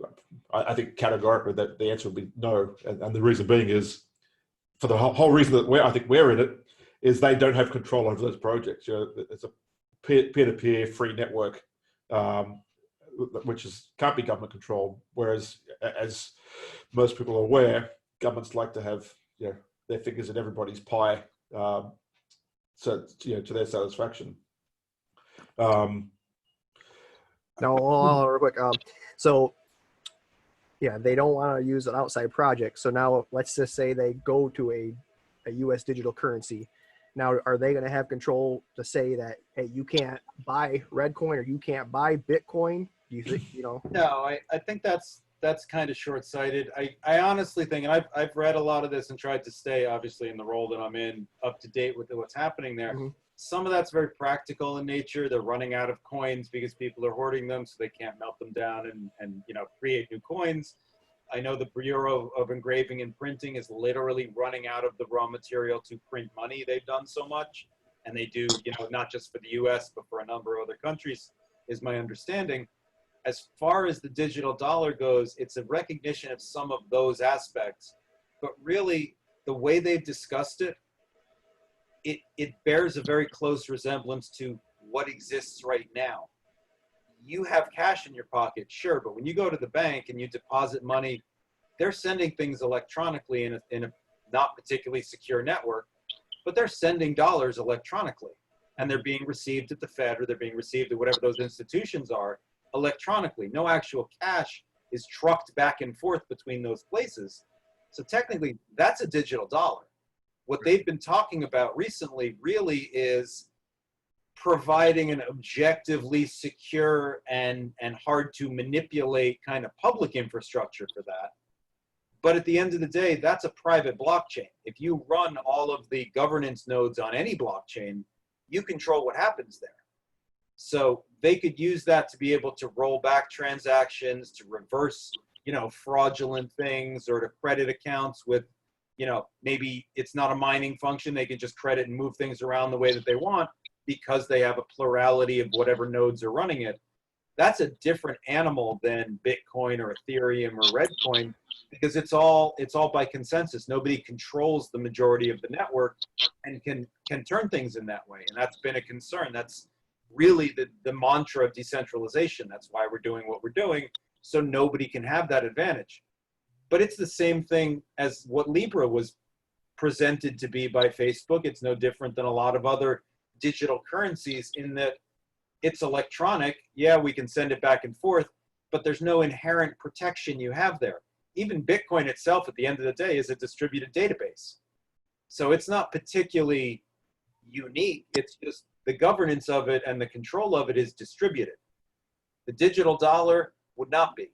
It would be another system that the US government runs and operates that they would be able to make changes to and allocate coins or dollars or whatever here and there. That's not the same animals that we're talking about, and they're not going to include cryptocurrencies in that, let's say, real world application of dollars. It's just not going to happen. There will always be that interface between folks who want to trade dollars for Bitcoin, dollars for Reddcoin, but it's never going to be, I don't think, with an integration to the Fed or an integration to, the British banks or the Indian banks or the Russian banks, or there'll always be, it's just like Forex trade, foreign exchange. People do that constantly day in and day out to gain an advantage and to make money trading, the same way they do trading crypto. But those currencies aren't actively participating. India isn't stepping in there and going, how do we make our currency more valuable on the, they do by way of management, but not, from a profit standpoint. I think it's a progression of a lot of things leading to that, including the idea that cash is dirty. It captures drug particles and viruses and all kinds of other stuff. Nowadays, who wants that? So there's a need for that, obviously, that people see and go, oh, yes, that's a better solution. I don't have to risk getting COVID from being paid. But it introduces new issues, and it's not an equivalent to what crypto is. It really isn't. It's blending with that because it's similar, but it's no different than saying spam mail versus registered mail. It's not the same thing. Did that sort of answer your question? Yeah. Cool. It's certainly an interesting time in the world to if you're dealing with any payment systems or whatever. I think where cryptocurrency projects, it's a global phenomenon. We're all fairly well distributed around the world. I'm sitting here in Sydney, Australia. I could quickly send you 1,000 Reddcoins, and you'll have it in a minute. And I'm not even living. I can just do it on the phone or do it on the computer. If you switch that across to what governments are kind of proposing, they're still quite insular. It'll be the US dollar-backed cryptocurrency run by the government. So basically, an electronic printing press as opposed to a physical machine that's painting ink onto a bit of paper or stamping a metal disc. Yep. And that will have how does that then translate across to use India as examples? Like India wants to transfer money into that. Is this a global system or is it a geopolitical system? I think that's where there's still going to be these very linear walls to get across. And for the cryptocurrency, the projects that we're working in, the benefit is it is global. There's no government jurisdictions unless they, they throw a firewall around it to prevent that traffic. But there's always ways to circumvent that. We live in a kind of an advantageous world in that regard. And as I was saying before, I think governments see the benefit of that in their own little insular islands or continents. But whether it actually bridges the two technologies together, I would imagine there will be some at some level, but just like we'd have to go through an exchange now to transfer fiat to crypto or crypto to fiat, there'll be some sort of exchange to do it in the digital world. And the other part of that is, it makes it easier for governments to track. The security is going to be based entirely. It's going to be like the big data center. All that traffic will pipe through their facilities, whereas and they'll monitor that for their own thing. And as Jay was saying, they have control their fraudulent activity of transaction. Just roll the blockchain back and wipes out everybody's other transactions. The more you think about, would they take that linear database scenario, and that's kind of the benefit of blockchain. It's just a linked list of data, and to change something previously, you have to unlink everything and then stitch it all back up again. It's quite a technically challenging process. Not too many blockchains do it because one, it gives you users a bad feeling. It's like for something that's not changeable, it's now changeable, and I think governments and law enforcement agencies don't like that, because if they want to be able to track the bad money type of thing, they'll want their ways of being able to control that or stop it, block it, change it, whatever the case may be. That said, there's probably, from a government point of view, there's use cases. Certainly from a just tangibly having some electronic method of payment makes things easier, becomes less expensive to print. You don't need the resources to dig out of the ground. There's advantages to it. How well they bridge across, I think you have to wait and see. It's taken so many years, even for the likes of Visa and MasterCard, just to be somewhat comfortable with it. Now they're accepting it. It's the next 5 years will be interesting to see. How much they adopt. It's kind of like the anarchists versus the conservatives of how much do I like what you're doing? I'll just take the little bits, and then maybe it's enough, maybe it's not enough. But you're then still challenged with if you're in a first world country or a third world country, what's the technology that a user needs to have to be able to facilitate that? How do you verify?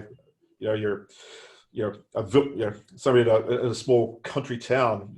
How do you deal with the technology that needs to transfer that electronic government cash, if you like, versus crypto? I think there's still lots of unanswered. I think the beauty of that, John, if I could just chime in, the beauty to that is that one Reddcoin is the price of one Reddcoin. Yeah. So when it comes to transferring money, that's a big thing, that I faced with my fiance who lives in Brazil, is if I want to send money from where I live to a whole different country, just to use the service of another company, they take a nice chunk out of the money that I'm trying to send. With Reddcoin, you can send that amount and we don't take it. We don't take those bits and pieces, and it will go right to their account within seconds, and it will still be the price of one Reddcoin. And then they can just drop that off right into their fiat and use it in the real world. That's the beauty right there. There is no, I have to go to an exchange to transfer my dollar into a euro back and forth. It's just, it goes right to your account and you offload it and use it. It's that simple. Yeah, absolutely. I guess I didn't touch on it too deeply, but you're right. The ability to transfer value between each of us is really easy. Whether you're sitting in Sydney, Australia, and you want to transfer it up to pay it forward to somebody in New York, bang bang, it's a minute and it's there with you across the wire. And even myself, from a practical point of view, I've taken vacations, gone overseas, and not taking any cash with me at all. I've done it entirely in crypto, and landed in the country of destination and got to a local cash out point and been able to do that transaction to basically pay for my vacation. It's and I've done it the hard way too. I've done it through the banks, and as you said, it's a very expensive method of doing it, and it doesn't need to be. It doesn't need to cost $20 to transfer money across international borders. It's absolutely ludicrous. Yeah, exactly. And take 8 days. And take 8 days. Yeah, exactly. Because it was a holiday weekend. Yeah, I mean, in a very real way, our goal is to make it that simple, that you have, a card or some format you're used to, maybe your mobile phone, maybe a little piece of wearable tech that links to your assets in Reddcoin and maybe others that you can wave and pay and secure and be about your business. And it doesn't matter where you are or who that is or what you're doing, just that it works and it works simply and fast. That at the end of the day is, really a big part of what crypto always was about and what Reddcoin has lived up to. So that instant gratification when you send coins and they go bing, there's not a lot of projects out there that can do that. I'm pretty proud of it. Yeah. You've got coin. Exactly. I did want to touch on a couple of the questions that got dumped in the chat, just so we don't overlook them for folks that weren't really participating loudly, let's say. Dima, you asked a question about the coming branding changes. We cannot share details right now. I'll say the timeline is within the next month. We should be launched and live. And your last question sounds very much like you want to step up and help us fix the wallet to match the branding. So come on, what are you waiting for? No, it really is, we're working through that. It's a process to get things in line, and we just don't want to, shoot ourselves in the foot. So we're doing our best to be a little discreet. Genuinely, the next 2 to 3 weeks should be pretty dramatic on that front. Whether it affects price or not, you guys know the market. I doubt it will. Maybe it will. Who cares? I know some of you care. But that's not the goal. The goal really is a turn to the identity that we've kind of identified, that this is who Red is and this is who we're going to be moving forward. And it is quite a bit more accessible and understandable than, fast crypto, low fees, jump right in.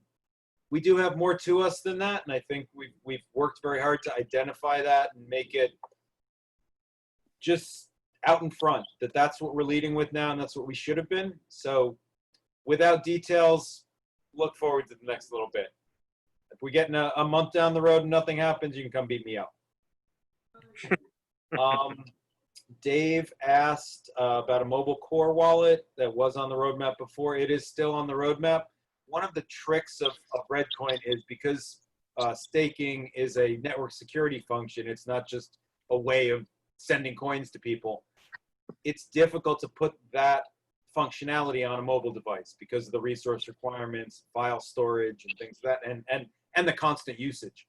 So what we've looked back at, and this is also tied into what we're doing with RedID and possibly some other applications, is to use a lighter front end and sort of a heavier back end, something like Electrum or Electron, that is that crypto back end type of server, but something that provides a non-custodial server that you guys are still in using the app, in control of your keys, able to stake, and there's some technology disconnect there.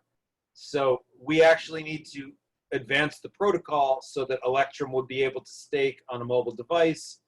That's on the roadmap, but obviously, there's some work behind it. But the short answer to your question is abso-freaking-lutely. Mobile is not only the way of the future, but it's the vast majority of what folks are using out there even today.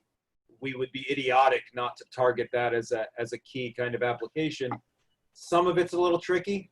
Obviously, applications on phones are a little bit sandboxed and controlled versus websites, but that's tech solutions that we need to ideate, figure out, and get into place. Ultimately, the goal is to put as much functionality on the mobile phone as possible, along with as much security and red branding as we can. Again, anybody who's got skills in that direction that would like to help us create those products, we could use the help. Redheads are always welcome, and as long as you can check your ego at the door and be part of the group, We will only get more prolific and more powerful with more people. We've entered a space where we're really kind of firing on all cylinders. We've got different groups and different functionalities and really taking care of what Reddcoin needs taken care of. But really, we're as powerful as the group behind it. And if you feel in general like you'd like to be part of that, help us design the wallet, help us figure out solutions. You know, we are in constant brainstorm mode and constantly looking for creative ideas. John and I are mechanics and engineers. It takes a village to solve these problems. So that's our answer to that, is we can do what we can do, but we need your help. And it's a lot of fun doing it. So yes, mobile. Let's see, Dave's got another question. Ledger support. Ledger, we've spoken with them. They're open to accepting our I think, pull request is the terminology there based on how they accept changes. It's a bunch of work to do, a bunch of testing to do. We actually need to develop our own app to work with Ledger. So it's a matter of cost. I would say it's certainly on the roadmap, as any hardware wallet support that we can enable would be. Not just Ledger and Trezor if possible. There are a couple of other hardware manufacturers that have stepped into the space that we've been talking to. A lot of, exactly, Michael, a lot of it relates to how much work needs to be done in order to enable that connectivity. So the goal is there. The funding is now beginning to be there, which means that the work can be done or paid for. So yes, look for that on the upcoming roadmap. Absolutely. And Dima, the response to your question there about being in line with the look, we will be releasing a full branding package and guidelines and all that once our new brand has gone live. If you want to dive into that beforehand, join a call. We'd be glad to have you, and you're welcome to see behind the scenes and you know, offer your UX UI insight and help us get it done. How's that? Yep. Okay. Cool. I go again. Another question. Yeah, Dave, you got another question?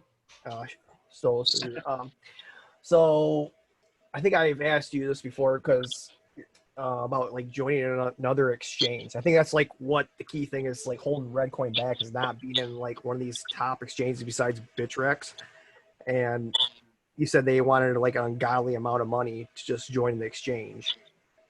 I mean, now that you're starting to get with the PoV2, you know, you're starting to get a little income. Is there like an exchange you guys are kind of looking at to maybe go on, maybe Binance? And I mean, I shot a message at them trying to like go after what's his name? Binance, I think is a bit of a reach that people think, you know, it's a name in the industry, it's a big exchange. If we got listed there, that would solve everybody's problems, and magically we'd be at 10,000 Satoshis. And I don't personally think that would happen, just looking at other projects and the way things progress.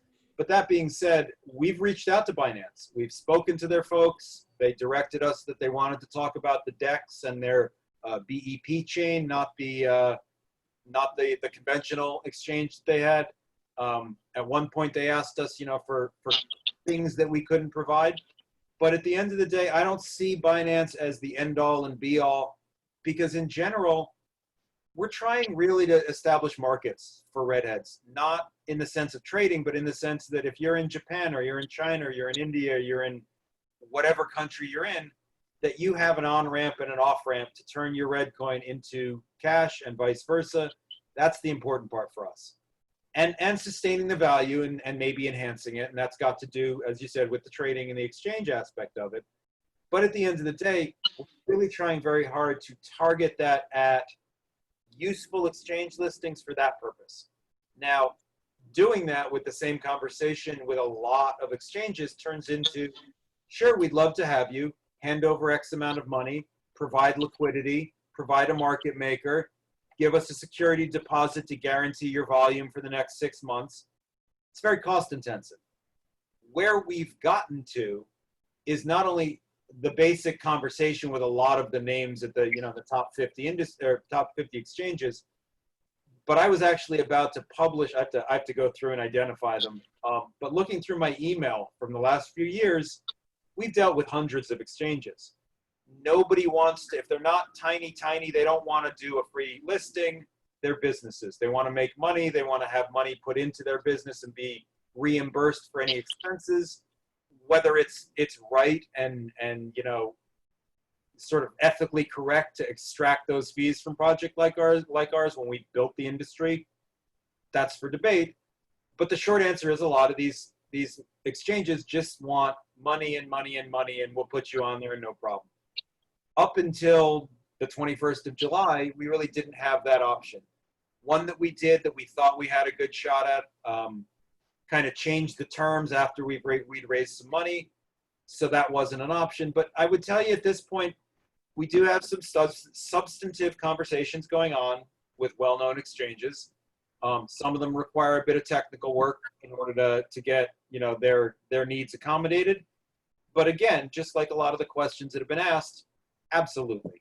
I mean, it's a function of the industry that we don't encourage, that speculative trading and stuff, but the ability to turn Reddcoin into Bitcoin or exchange for other coins sort of in our family, absolutely, it's the nature of the beast. What we'd ultimately like and would really solve the problem better, and it was mentioned before, is directly on the website, directly on RedID, directly on whatever core wallet or apps that we're using, an easy way to stick a credit card in and get Reddcoin, or stick Reddcoin in and, you know, get cash out in your account. That makes the whole exchange aspect of it secondary. The other aspect of that really is as technology advances and things like atomic swaps happen, it becomes a little bit less exchange focused as well, because now people are exchanging on chain, on dexes, you know, with that interactive functionality between chains. Will that happen in the next few years? Probably not, or not in a way that's going to replace exchanges. But we are definitely looking at that within the bounds of what funding we've got and where it makes sense strategically. Not just any exchange that comes, you know, and says, give us money, doesn't make sense. And Binance, you know, quite honestly, if CZ wants to talk, he knows who we are. He knows where we are. He's seen the messages for 5 years. You know, it's no secret. Yeah. You Whether know, we, I I tag see on to that. Reddcoin, and they're just like, we're like this coin that it just stays like, goes above 100 and then it goes down below 100 and it goes back up again. And I was like, if we just get one of those main exchanges, because people like to see that main exchange, if they can get if we can get one of those. they do. There is another aspect to that that's about to change, and that's the marketing and what we're actually saying publicly. With this branding change and sort of finding our identity, with RedID being, you know, more well developed and brought out as a usable product, we have things to talk about. We didn't really, as a function of sort of John and my and the other team members' executive guidance, we didn't want to overpromise. We promised RedID and couldn't live up to it and brought it out and it couldn't scale. We tried very hard to live up to the promises that were made without overhyping, without adding the shilling and the we're going to the, and that turned into what is now kind of the Red method, which is we talk about it when it's ready. We talk about it when it's out there and what it does and what that means for the future. Not, this is coming soon, this is around the corner, you better get positioned and buy, because none of that's fair to anybody. So that's really a change, a significant change in what our approach has been, not just because it costs money to talk, you know, in a lot of these instances, the releases and the quote interviews and AMAs that you're seeing in anything but Reddit, people are paying for those. So, you know, they're marketing functions. So now that we have a bit of money on an ongoing basis to throw at that, we have the option where we need to pay for postings if we have to, or pay for, you know, publicity and marketing just to get eyeballs on what we're doing. And that begins to sustain itself. As long as we keep that on a very genuine and authentic, you know, message about what we are and what we're doing, I think that becomes very powerful as we apply that little bit of funds to, you know, a bit of PR here and a bit of marketing there and some giveaways here, and just to engage folks in what is very fun and rewarding. That's the model that we're taking moving forward. So if you think that will improve your price, it might. I'm not treating that as a goal, but it might be a nice little, you know, side effect. And that really, you know, is where we're going. We're trying to keep our wits and our morals about us as we move forward and really talk about what's important and hope that these other aspects follow along as they should. Tech, you guys talk to any government stock exchanges that are clear, you know, like the New York Stock Exchange, or do you ever get that big or reach out to any of them? Are they interested at all? No. No. They're not honestly, they're not interested in talking directly to anybody like us. They're not talking to Bitcoin devs either. Grayscale is you know, the holder of Bitcoin on the stock market right now. And if they're involved, I mean, they are involved with the Bitcoin devs, obviously, but that's really, that's the opposite of what we're doing. Will we ever be listed on the stock market as whatever entity we are? Who knows? Jake, can I add an analogy to that? It's just, I'm always in layman's terms, and it helps me. So to Dave's question earlier in the talk about getting on the exchanges, and it helps me to communicate to others that are just getting in or don't understand. But from the messaging and vision perspective, the purpose that I picked up on really early on, it reminded me of, I know it's a political analogy, but if you're going to run for office, you have to build a what to help garner that message and get it out, base. And so all of a sudden you have a local, and it has built this huge base on a new message, a new platform. And the base is what drives that individual into the arena, into the limelight. And I see Reddcoin differently in that regard, as opposed to, no, if we gave $500,000 in a political action committee just to be able to get in with someone who's already there and then try to influence the message. I see Reddcoin in the reverse of that, as building a base through building the community and people seeing the value and the purpose and the heart, and then saying, hey, I love this. Why is this not on Coinbase? And then you have a larger group that's pushing it, rather than someone saying, hey, if we can only get there first, then people will hear our message. Well, there's a big piece of it where there's no reason to have Reddcoin if RedID or something like it doesn't exist. Yes, it's a payment system. Yes, but there are lots of payment systems out there. Yes, it's faster than Bitcoin. I mean, we do have our pros and our cons, but at the end of the day, we've looked very closely at the aspect of usability. And if we can provide that easy to use piece of software that needs Reddcoin to power it, we are that utility token that we're classified as. We're not a security that people are really trading back and forth. They're using it for the value of what that interaction really is. And I know that there's a ton of value in that, and that it's a little bit of a, once you start to understand that, it is a very obvious value proposition. But I would also say that we're trying very hard not to be politically active, not to be religiously active or culturally judging, or there's so much there that we run the risk of excluding people, whichever side of whatever concept it is that they land on. That really what we're taking as an approach is not that we need to be in there and find our way and manipulate. It's more of a foregone conclusion that we're doing good, people will want to join us, and if they don't, we don't really want them. So it is that sort of, you want to play the game and be political or be religious or be divisive or be anti-women or color or race or whatever it is, great. There's a million other projects for you to do that with. We're simply trying to be as accepting and inclusive and non-judgmental as possible so that everybody has an opportunity to benefit from what we've done and learn and spread what we're doing. There are just too many other folks out there doing the opposite of that. So I think there's a power there simply in acknowledging that we're not trying to separate. We're not trying to carve off a group and tell them they're special. We're all special. Every single one of us, Democrat, Republican, Australian, non-political, you know, atheist, Jew, Islam, Muslim, whatever it might be, we're all redheads. And we all see what the benefit is of a system that pays you rewards just for holding it, of a group that is nice to hang around with and it has your back when you need a hand or, you know, whatever it might be. and a product that really is easy to use and requires the thing that we've developed to use it, all of those things just feed together to go, here, this is good, you should try it. And that's as simple as our message needs to be.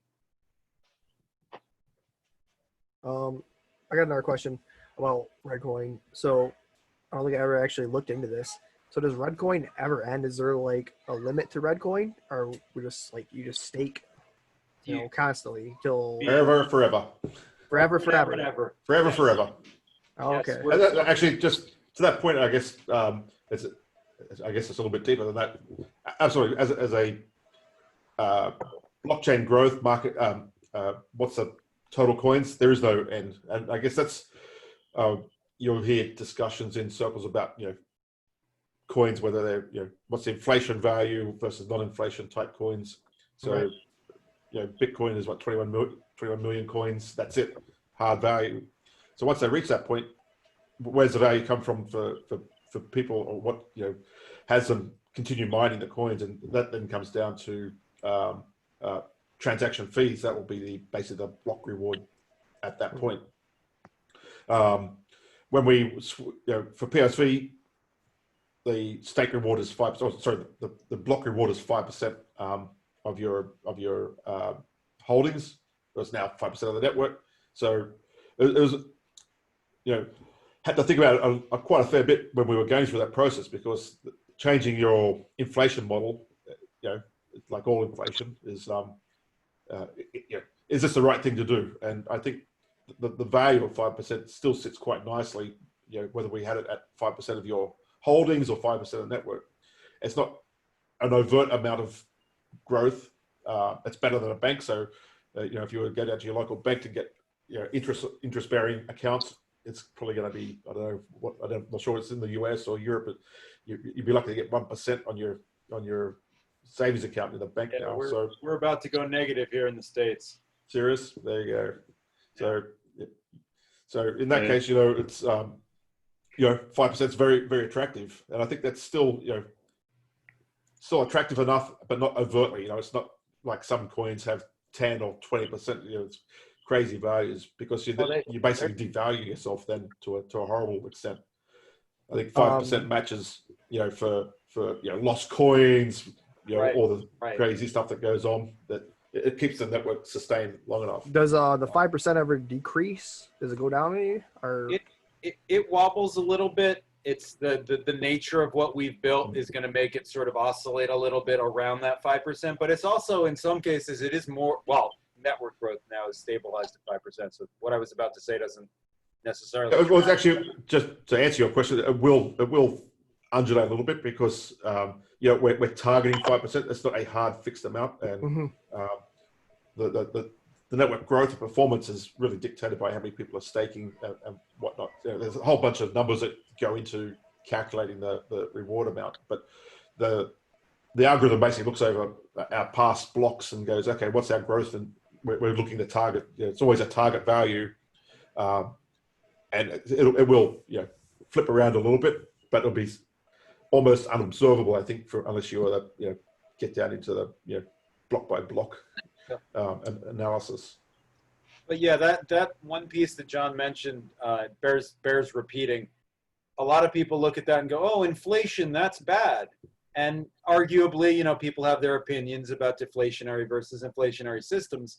But that concept of lost coins or coins made inaccessible really does come into play with our economics or tokenomics, however you want to call it, because people lose coins. They lose access to them. And, we've tried to target addressing the impact of that with our restitution fund.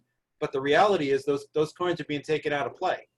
If you lose those coins, they are no longer part of the environment and never will be.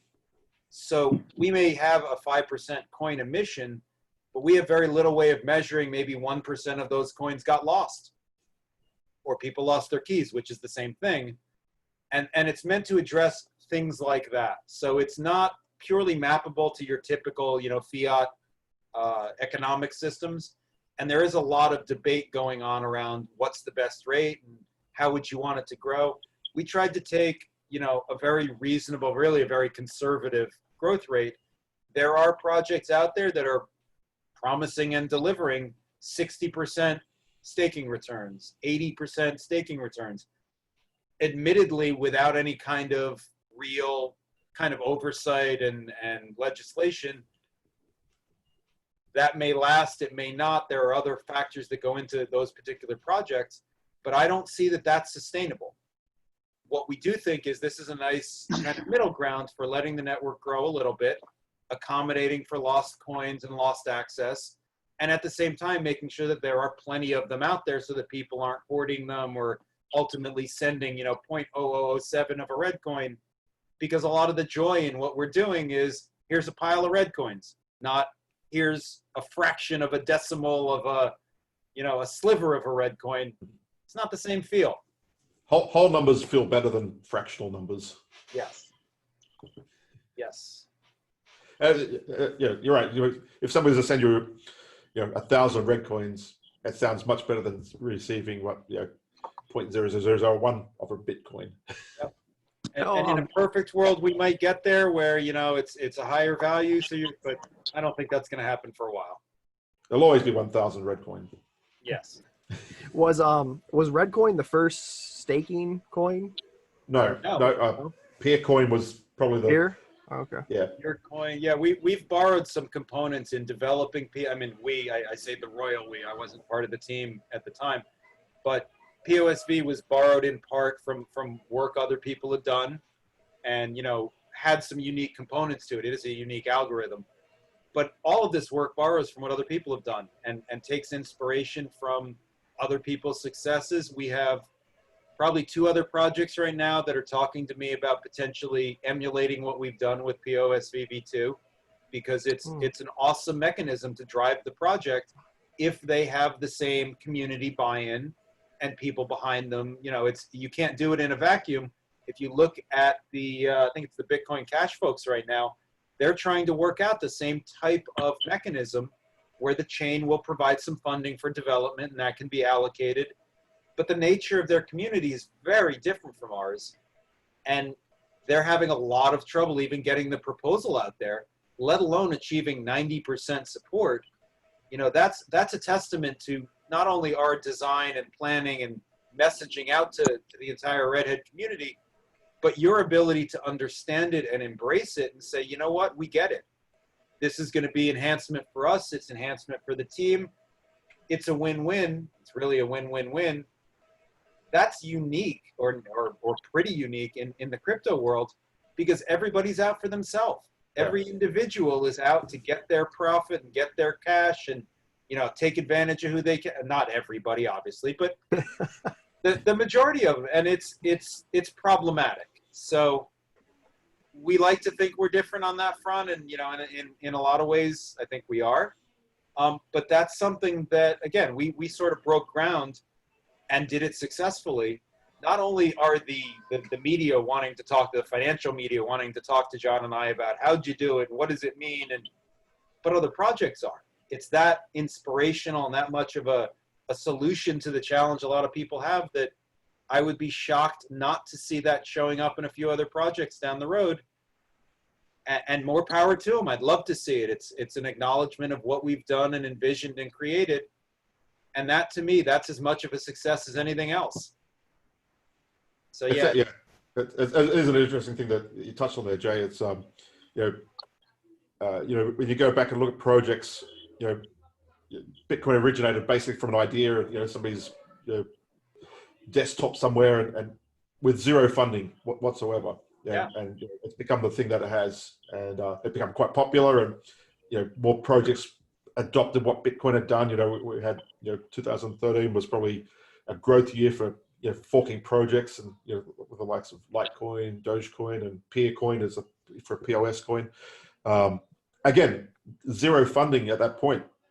When you get into 2014, and Reddcoin also falls into this particular point, there was a ICO to help fund the development, to pay for developers and marketing and whatnot. It's quite a modest amount at that time. That money was burnt through, but it was then seen, 2014, 2015 was probably the worst case. 1 million different projects were launched on an ICO, millions of dollars, buried into those funds with a lot of them just go belly up about 12 months later. But one of the things that sort of the community doesn't realize, you know, particularly like if you look at, say, something like us, you know, where we don't get, you know, outside help from you know, the community or from business teams or anything like that. You know, we've managed to do everything on our own bat. But as you grow the network, and you know, there's a whole infrastructure there that, you know, has to be in place to help support that. So not only is it peer-to-peer where people are, you know, staking their own wallets to support the network, but also the infrastructure for, you know, websites and, you know, whatever. It wasn't self-sustaining. It, you know, it's well, it's quite nice to say, yeah, I can pay for that out of my own pocket for a period of time. At some point, the network needs to support the overall ecosystem, and that's, I guess, what we're looking at. And it's a challenge. You know, everything needs some input, and I can recall, you know, actually even for transactions, you know, for the most part, we have zero fee transactions. At some points, you do have to pay fees, because I think, you know, at least my own philosophy on this is, as a user of a system, and it doesn't matter whether it's crypto or driving on the road in your car or whatever the case may be, you know, a user pay system has to be in place at some level. And, you know, having, at least for us, our fees are quite modest. You know, it's really just enough to, you know, not be painful, but enough to sort of tweak you, you know, to say, okay, the blocks are filling up or whatever the case may be. If I want to participate in this, I need to, you know, just add a little bit of extra on top of that. But at the end of the day, it doesn't matter what teams, you've got to be able to support the teams behind the project. You know, if you say as a user, well, I don't want to support the team, then you shouldn't even be involved in the in that particular network at all, because, you know, why use it?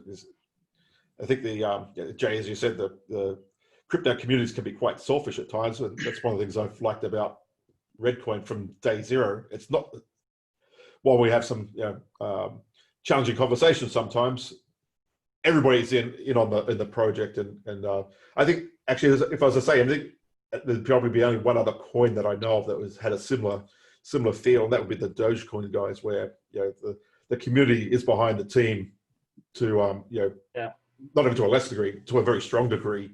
And, you know, before I got involved in Reddcoin as deeply as I did, there was you know, so in 2014, for example, there was only a small number of coins then where the community involvement was okay. But, you know, how do you support the team, you know, to keep working on the stuff that, you know, that you're enjoying using? And I think what we've done has been, you know, a little bit radical, you know, but I think at the same time it's going to help the community to you know, appreciate that. And it's not, you know, it's not money straight to our pocket what goes into the development fund. You know, our tagging of what that gets used for is quite broad, from, you know, how we support the coin and you know, get others involved in the project, and, you know, all the things that go in the back end to, you know, keep lifting us up. And that's kind of where our thinking is, you know, what can elevate us that little bit more? You know, where do we need the resources, and how do we get those resources involved? So yeah, it is an interesting topic. Just that whole, you know, I don't want to pay too much fees. I don't want to, you know, this should be nothing. You shouldn't cost anything to run a transaction, or it shouldn't run anything to, you know, run a node. But the reality is, for every one of you sitting there, it costs you something to do something in this world. You know, you want to run a wallet. It doesn't matter whether you run it on a Raspberry Pi or your laptop, a desktop, your mobile phone. There was a cost initially for you to do that. You know, you bought a phone to run the wallet. You bought a laptop to, you know, for school, but you're still running the wallet. There was a cost involved. So the overall, we do pay, you know, as users, we do pay for the privilege of doing something. The goal is, how do you keep that cost for a user at a affordable level that it's not, you know, prohibitive to use. And where my thinking there is, again, most of us are living in first world countries on this call, but if you were to go visit, I don't know, Vietnam or the Philippines or target markets. So, I mean, from my practical experience, I've been to all those countries.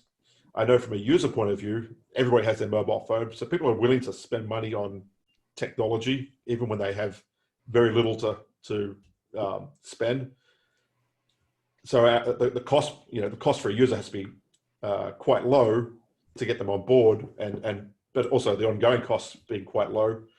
But at the same time, for them doing that is for the other side of the world, who are supporting that, is have enough income coming in to be able to keep those costs low. Does that make sense? The financial technology world is an interesting beast to be riding, particularly while there's many cryptocurrency projects out there targeting different audiences in different markets. It's very easy to sit here, as we do, almost daily on our calls. So we're sitting in our nice rooms and discussing the pros and cons of cryptocurrency. I've also done those from very remote locations myself, and still been able to participate. And I look at those villages and things when I've been traveling around and go, you know what, I'm staking Reddcoin here in the middle of 4 hours from the nearest airport on a little island somewhere, and just with a bit of mobile reception. Yep. That's kind of cool too. I hadn't really given that much thought till you mentioned it, but yeah, the truth is we've done this all with to where we are right now. Spent years working together, never met, never person, never been in an office. That's a testament to what this tech can do too. Just communication and collaboration and people putting their heads together and sharing some code and documents. And we've got a self-sustaining funded project that is set to do good for the world. That's impressive. That's impressive. I think want to just note that Michael's hand has been up for the last hour and a half. Was that what that little blue mark is? Did you have a question there? No, actually, that was from earlier, and I was getting sore, but I didn't know why. It's like Moses; they needed somebody to come hold his arms up. Yeah, that'll happen. Good to see you have the stamina. Well, I am 48 now. Yeah, you're a child. You're a child. I'm 49. I have another question. Okay, why don't we take one more question? All right, Masternodes. Now, I heard some talk about that. So, is there eventually look in the future for a Masternode type thing? I mean, a lot of people here probably are interested in that, I'm assuming. Yeah, I mean, we've kicked around the concept of, and I think I mentioned this in Discord just the other day. Might even have been to you. We are Masternodes traditionally, and I could certainly let John speak to this too. My take on it really is, and the way we've approached it, Masternodes are usually, in most projects, a ploy to lock up funds so that they can't be traded and dilute the value of the coin and be dumped all at once. Typically, you'll get a greater reward for doing that than you would just for whatever the rewards on that network might be. So in general, that concept of Masternode translates when people hear it to, I get more money for committing my coins over there somewhere. Is that what you're doing?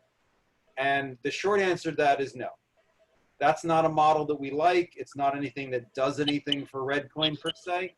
But in developing RedID and in trying to evolve the network, what we've discovered is very much like the node that's provided by the core wallet, we're driving towards sort of a more capable, more sophisticated node that is RedID that would need a little bit more stability behind it, a little more processing power.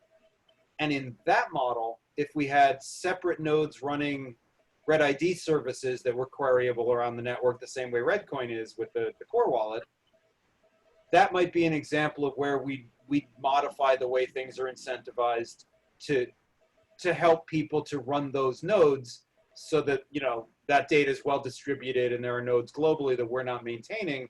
Obviously, having some funding behind PoSV or being able to change the protocol again when we get to that point, that's really the model behind what we're looking at. But with that in mind, absolutely we are. whether we call them super nodes, whether we call them red ID nodes, whatever it is. It's not just a financial trick to reduce Chunky nodes. Yes, exactly. So I think I took all the good parts of that answer, but John, if you wanted to add to that. Yeah, that's what I call them, chunky nodes. Chunky nodes. As we're sort of looking at what our next round of development for Red ID, and as Jay was touching on, sort of the broad goal is to take everything we've learnt in our sort of proof of concepts and development of Red ID and actually bring that back to the core wallet as embedding the functionality directly in there. That, from a technology point of view, that gives us a lot better control over the way the blockchain is scanned and how transactions occur on the network. And the expectation is that not everybody would run a Red ID node because it takes a little bit extra. It'll take a little bit extra horsepower, probably a little bit more powerful computer to do that. But the goal there is that some people will sign up to the idea of running a chunky node. No, I'm going to change it. It's going to be a love node. but actually, from a technical point of view, running that node, making sure that the traffic is out there and replicating that information around the network. Generally speaking, as we move towards that model, every node will have access to the Red ID data, but then we'll have other nodes who are actually out there, maintaining the Red ID network as a parallel, almost to a degree, call it like a side chain on top of our Reddcoin network. That goes back to my line of thinking on, the most important asset that we have is our blockchain. We don't want to jeopardize the data there or cause some sort of fork that, or sharding of the network that's going to be detrimental. One of the reasons we went down the original path with Red ID of having separate applications outside of the wallet was to protect our core asset, the Reddcoin blockchain. But after taking some time to analyze what we were doing with the network, having it outside of the wallet also had its technical problems, and people who were involved in testing and trialing out our Red ID, we kept stumbling over ourselves with certain issues that we were having arise. So the easiest way to solve that is, okay, let's take what we've learned from that, put it in the wallet as a separate module, something that people can opt into using, supporting, and run that as a side chain. Run the data as a side chain to the core blockchain, so that we can protect our first asset, our main asset, but at the same time provide the features that we want with Red ID. Right. Now, from an economics point of view, we're still sort of working through, what does that mean? One of the things that we're doing with Red ID was, charging people for the privilege of having an ID and being able to maintain that.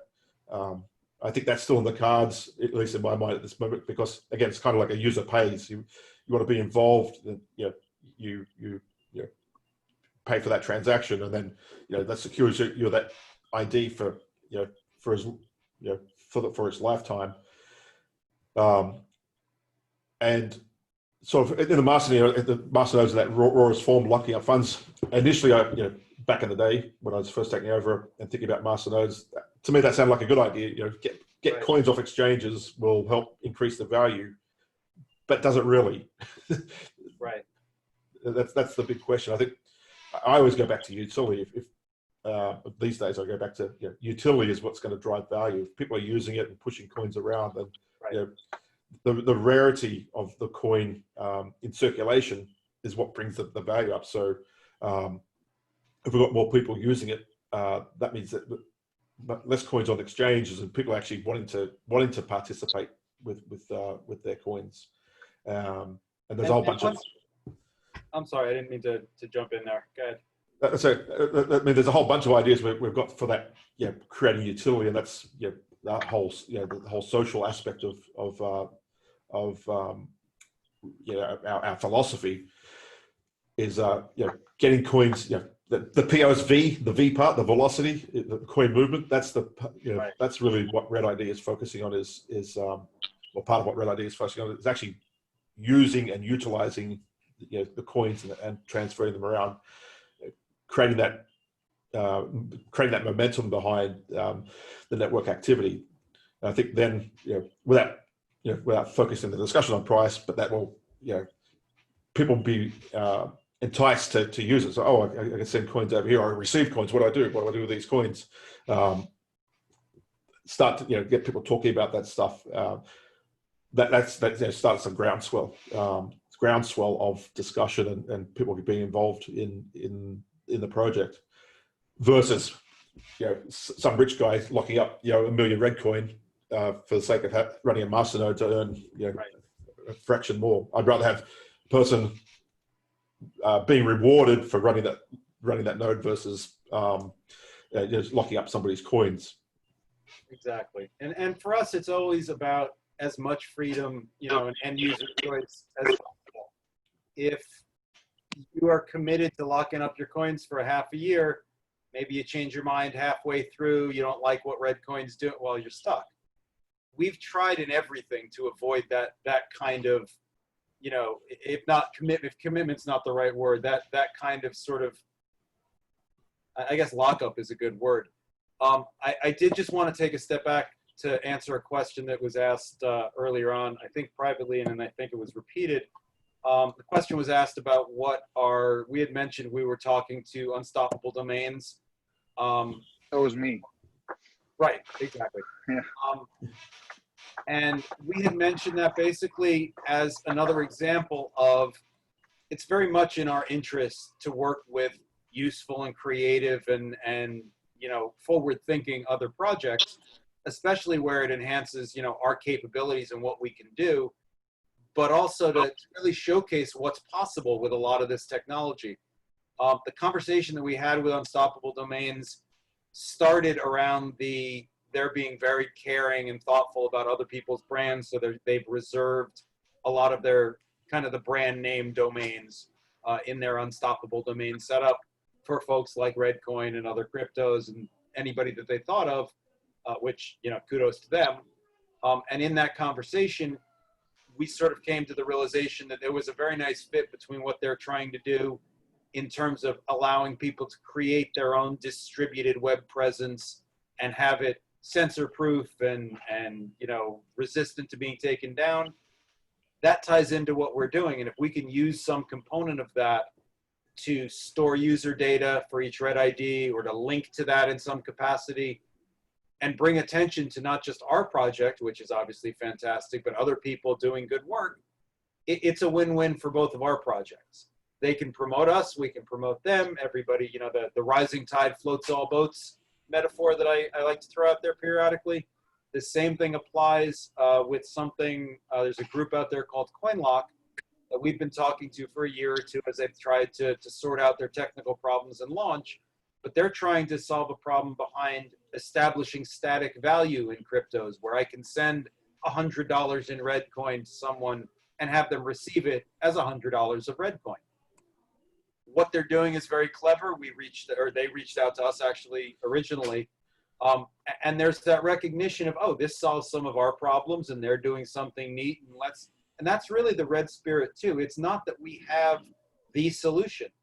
We have great pieces of solutions, but it's bigger than just us. And if we can tie into these other teams and other projects and things that are doing very cool and useful and secure and user protective technology, the nature of open source is not only can we maybe borrow components or leverage what they're doing as a provided service, but then we don't have to do that and maintain that internally ourselves. It's that mechanism of sort of reaching out to other projects and seeing where we can fit, not just to get Reddcoin out there and to get the value up, but to get the usability up. And that's really what Red ID is meant to be, is to drive that engine of, we need Reddcoin. What do we do? Why do we need it? Because otherwise we can't share the love. That's the value prop that we're trying to put out there. Not the, if you buy Reddcoin now, it might go up 100 times and then you'll be rich and you can retire. Who's to say what might happen there? Price will go up, we think, if we deliver on what the vision that we've had and we achieve our goals. And that really has been our approach right along. It's not that we don't care about price. It just can't be a goal in itself. So that was a lot of answer there wrapped up into, I didn't want to miss out on talking to that one. One note that I would say there, I did mention Ziliqua as a potential partner. That was really more of a misstatement on my part. Ziliqua was a key investor in Unstoppable Domains. Their foundation has done some of the funding, and they've spun up their own dedicated TLD, top-level domain, Unstoppable Domain. That's not necessarily what we're engaging with there, although we're happy to talk to Ziliqua if there's a fit. It really is more about the Unstoppable Domain aspect and what their tech can do for us and what we can do for them, and how we can all make, you know, a bit of a splash doing impressive and secure things. So that was that. I just wanted to get that out there. I think we're drawn to the end of our adventure here. Did anybody have any questions or comments or thoughts they wanted to throw in there? Well, talking about products, what about RedID? How far is that away from a release or a beta release from this moment? I would say it's safe to say the community will be seeing something at least usable in the next 2 to 3 months. It is the focus of our development, apart from, you know, some of these secondary issues around rebranding and, you know, sort of business development stuff. It really is the focus of what we're doing right now. We've got, I can see at least two of our new front end and full stack devs are in the call right now. That's some capability that we haven't had a lot of in the past, and it really adds to what we can do to make RedID a very polished, responsive, you know, high-level product the way that people expect. So that's some capability that we didn't have. We're growing as people join, and we're adding to that capability. It means that we don't have to hire external folks in order to get that work done, which again is a nicer, more pure solution, and that really is what we want to do. But what that means is with PoSV funding, we have the ability to bring in extra hands if we need them. So as development's going right now, we're really in a bit of a reevaluation and re-ideation approach, because we've come to the realization, and if you were, I think you were part of the original beta testing, the product that we brought out worked, it did what it was supposed to, but we got to a certain level and it just would not take any more users as a function of being a very centralized approach.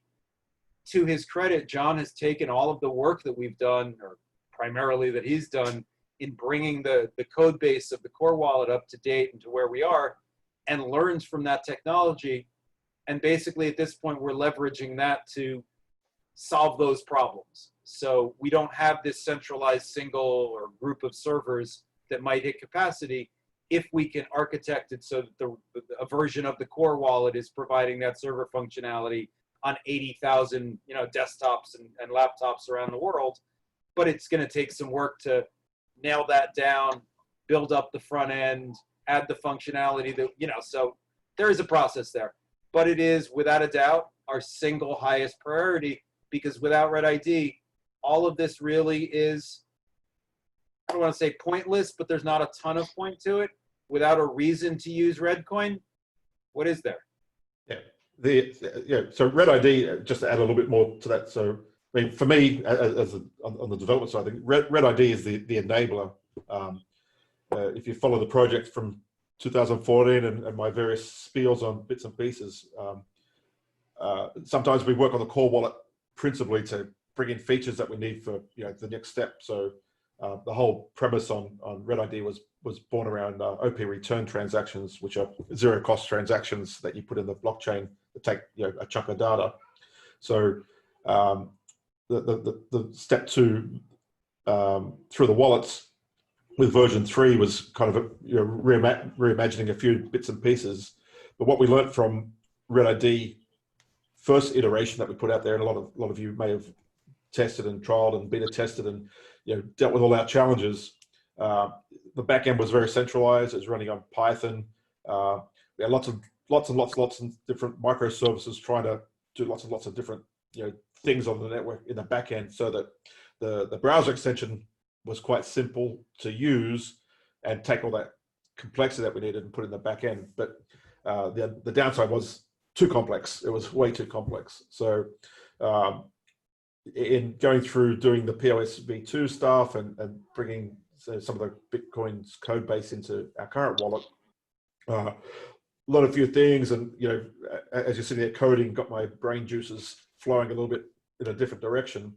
I realized that we didn't have to externalize a lot of the functionality of RedID, but rather bring it back in the core wallet, so that achieves a couple of things in my mind. One is we get back to a decentralized environment, and while I probably don't speak so publicly in the social channels at the moment, one of my core focuses is how to decentralize. How do we take away the onus of any single point of failure or single point of risk? So ultimately, my goal is to move everything we learned on RedID V1, move that into the core wallet as a separate module. So everybody will have a part of RedID, but not everybody will have all of RedID as far as functionality. So kind of big picture environment is when I say everybody have a bit of RedID, that means we'll be able to do lookups of usernames and social accounts, and being able to actually do a lot of the RedID browser extension stuff directly in wallet. So you have kind of like an address book lookup and things like that. But also means that we can share the data between different nodes. So some of the features, if you're running a full RedID Masternode, chunky node, love node, is that the data sharing part of things of being able to replicate the data around the network will occur on those nodes. And Jay touched on a little bit before, some of the things that we're trying to do for scalability is leverage other products. So things like Electrum. So Electrum's quite good at being able to create light wallets, which is from a mobile point of view, from a browser point of view, having a light style wallet where you're not having the entire blockchain downloaded makes sense. And I think for RedID, also it'll make sense, particularly in the mobile arena. So what we're trying to look at is take a lot of the RedID functionality, put it all into the core wallet, and then enable services like Electrum to actually extract that out again, and being able to use the RedID component of what we're doing. So there's a little bit of work to do, and we've got some great new members who are involved, who've come along to help us with the interface and APIs and whatnot. So that work has started. So I actually have started that. We're sort of working through the crossover from moving on to the version 3.10 wallets, and a couple of little bugs. So we're just getting through that little hump, and we'll be back in the full swing on implementing the RedID in the core wallet. And my date's a little bit different than Jay's. It'll be ready when it's ready. But the push is, that's our focus, is to get that. Our major development focus from my point of view on the core wallet is to get that done. Absolutely, and it's a lot of work, and it's very rewarding. And again, you guys are a lot of you folks are already engaged. Anybody listening, if you're interested in participating or helping come up with the solution, again, we want you involved. So just reach out. No egos, no threats. At this point, no salary. It's just a holiday. But we can show you plenty of love.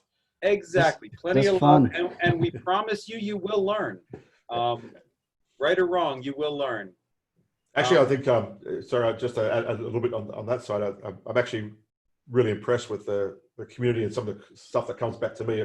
Again, while I'm not in the main social channels these days, but the support that people are showing each other, getting things fixed, and the questions being asked, and the whole process of doing that transition from PoSV to PoSV2 has been awesome. I really appreciate some really great talent out there who are getting standing up, getting involved, and participating in the group activity, if you like.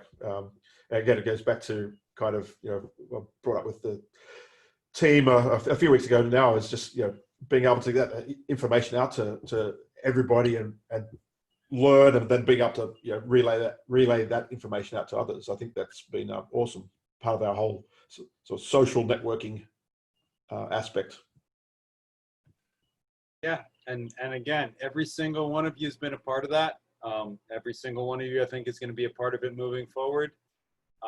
And I just, again, I want to thank everybody for joining the adventure and hearing what we're saying, and, having it resonate is just, it makes it awesome. It really does. I think I couldn't ask for a better job to have fallen into. And I hope, we'll reward some of your trust and your belief with some very cool progress moving forward.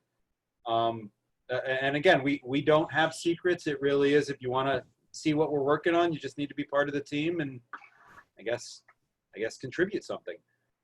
But this has been a lot of fun. We love answering questions and, making sure you guys know what's going on. And that's a key piece of it too, that understanding. We are actually, after 3 hours, pretty obviously happy to answer questions until the cows come home, or the sheep, depending what continent you're on. And yeah, I think we should probably bring this to a close because it's starting to get into our towards our third hour. I still need that breakfast. Yeah, absolutely. Very small shout out to the guy in the chat who just donated. He said 750,000, I think, to the death fund. That's holy moly! Thank you. In point of fact, I will say, just to speak to that donation, especially depending how you sent it, if you used the bot, it is going into the Reddcoin Food Bank Fund right now, and that money is not being spent until we identify an appropriate food bank to pass that along to. I just do want to say, as a premise of what we've built with this project, PoSV was a transition, PoSV v2, I should say, was a transition of another kind. We do not expect to take donations from anybody at this point. Whether if you like what we did and you want to throw some money into the kitty, feel free. The address is out there.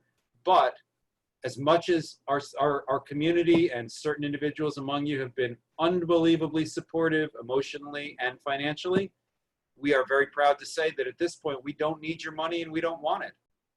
PoSV will sustain the project into the future. We are at this point making, I think we've accumulated about $3,000 in the 10 or so days it's been active, or a couple more, I think, since the 21st. Genuinely, when it comes to that, if we need a chunk of money that's not there, we'll come and talk to you. But I think the beauty of what we've done here, we don't want donations. We appreciate them, but we don't want them.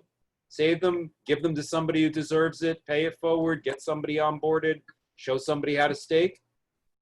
We are, at this point, self-powered and self-sufficient, and it is Reddcoin's goal, Reddcoin Core specifically, but Reddcoin, Red in general, to give back to you guys, to give to you, not to take from you. And that needs to be a watchword of our project. There are very few out there that can say that. We only did it because our community supported us, and we now have the blockchain powering us. We don't need donations. Keep your money, stake them, save them, give them to people. Tell the Red story, but we don't need it. Thanks.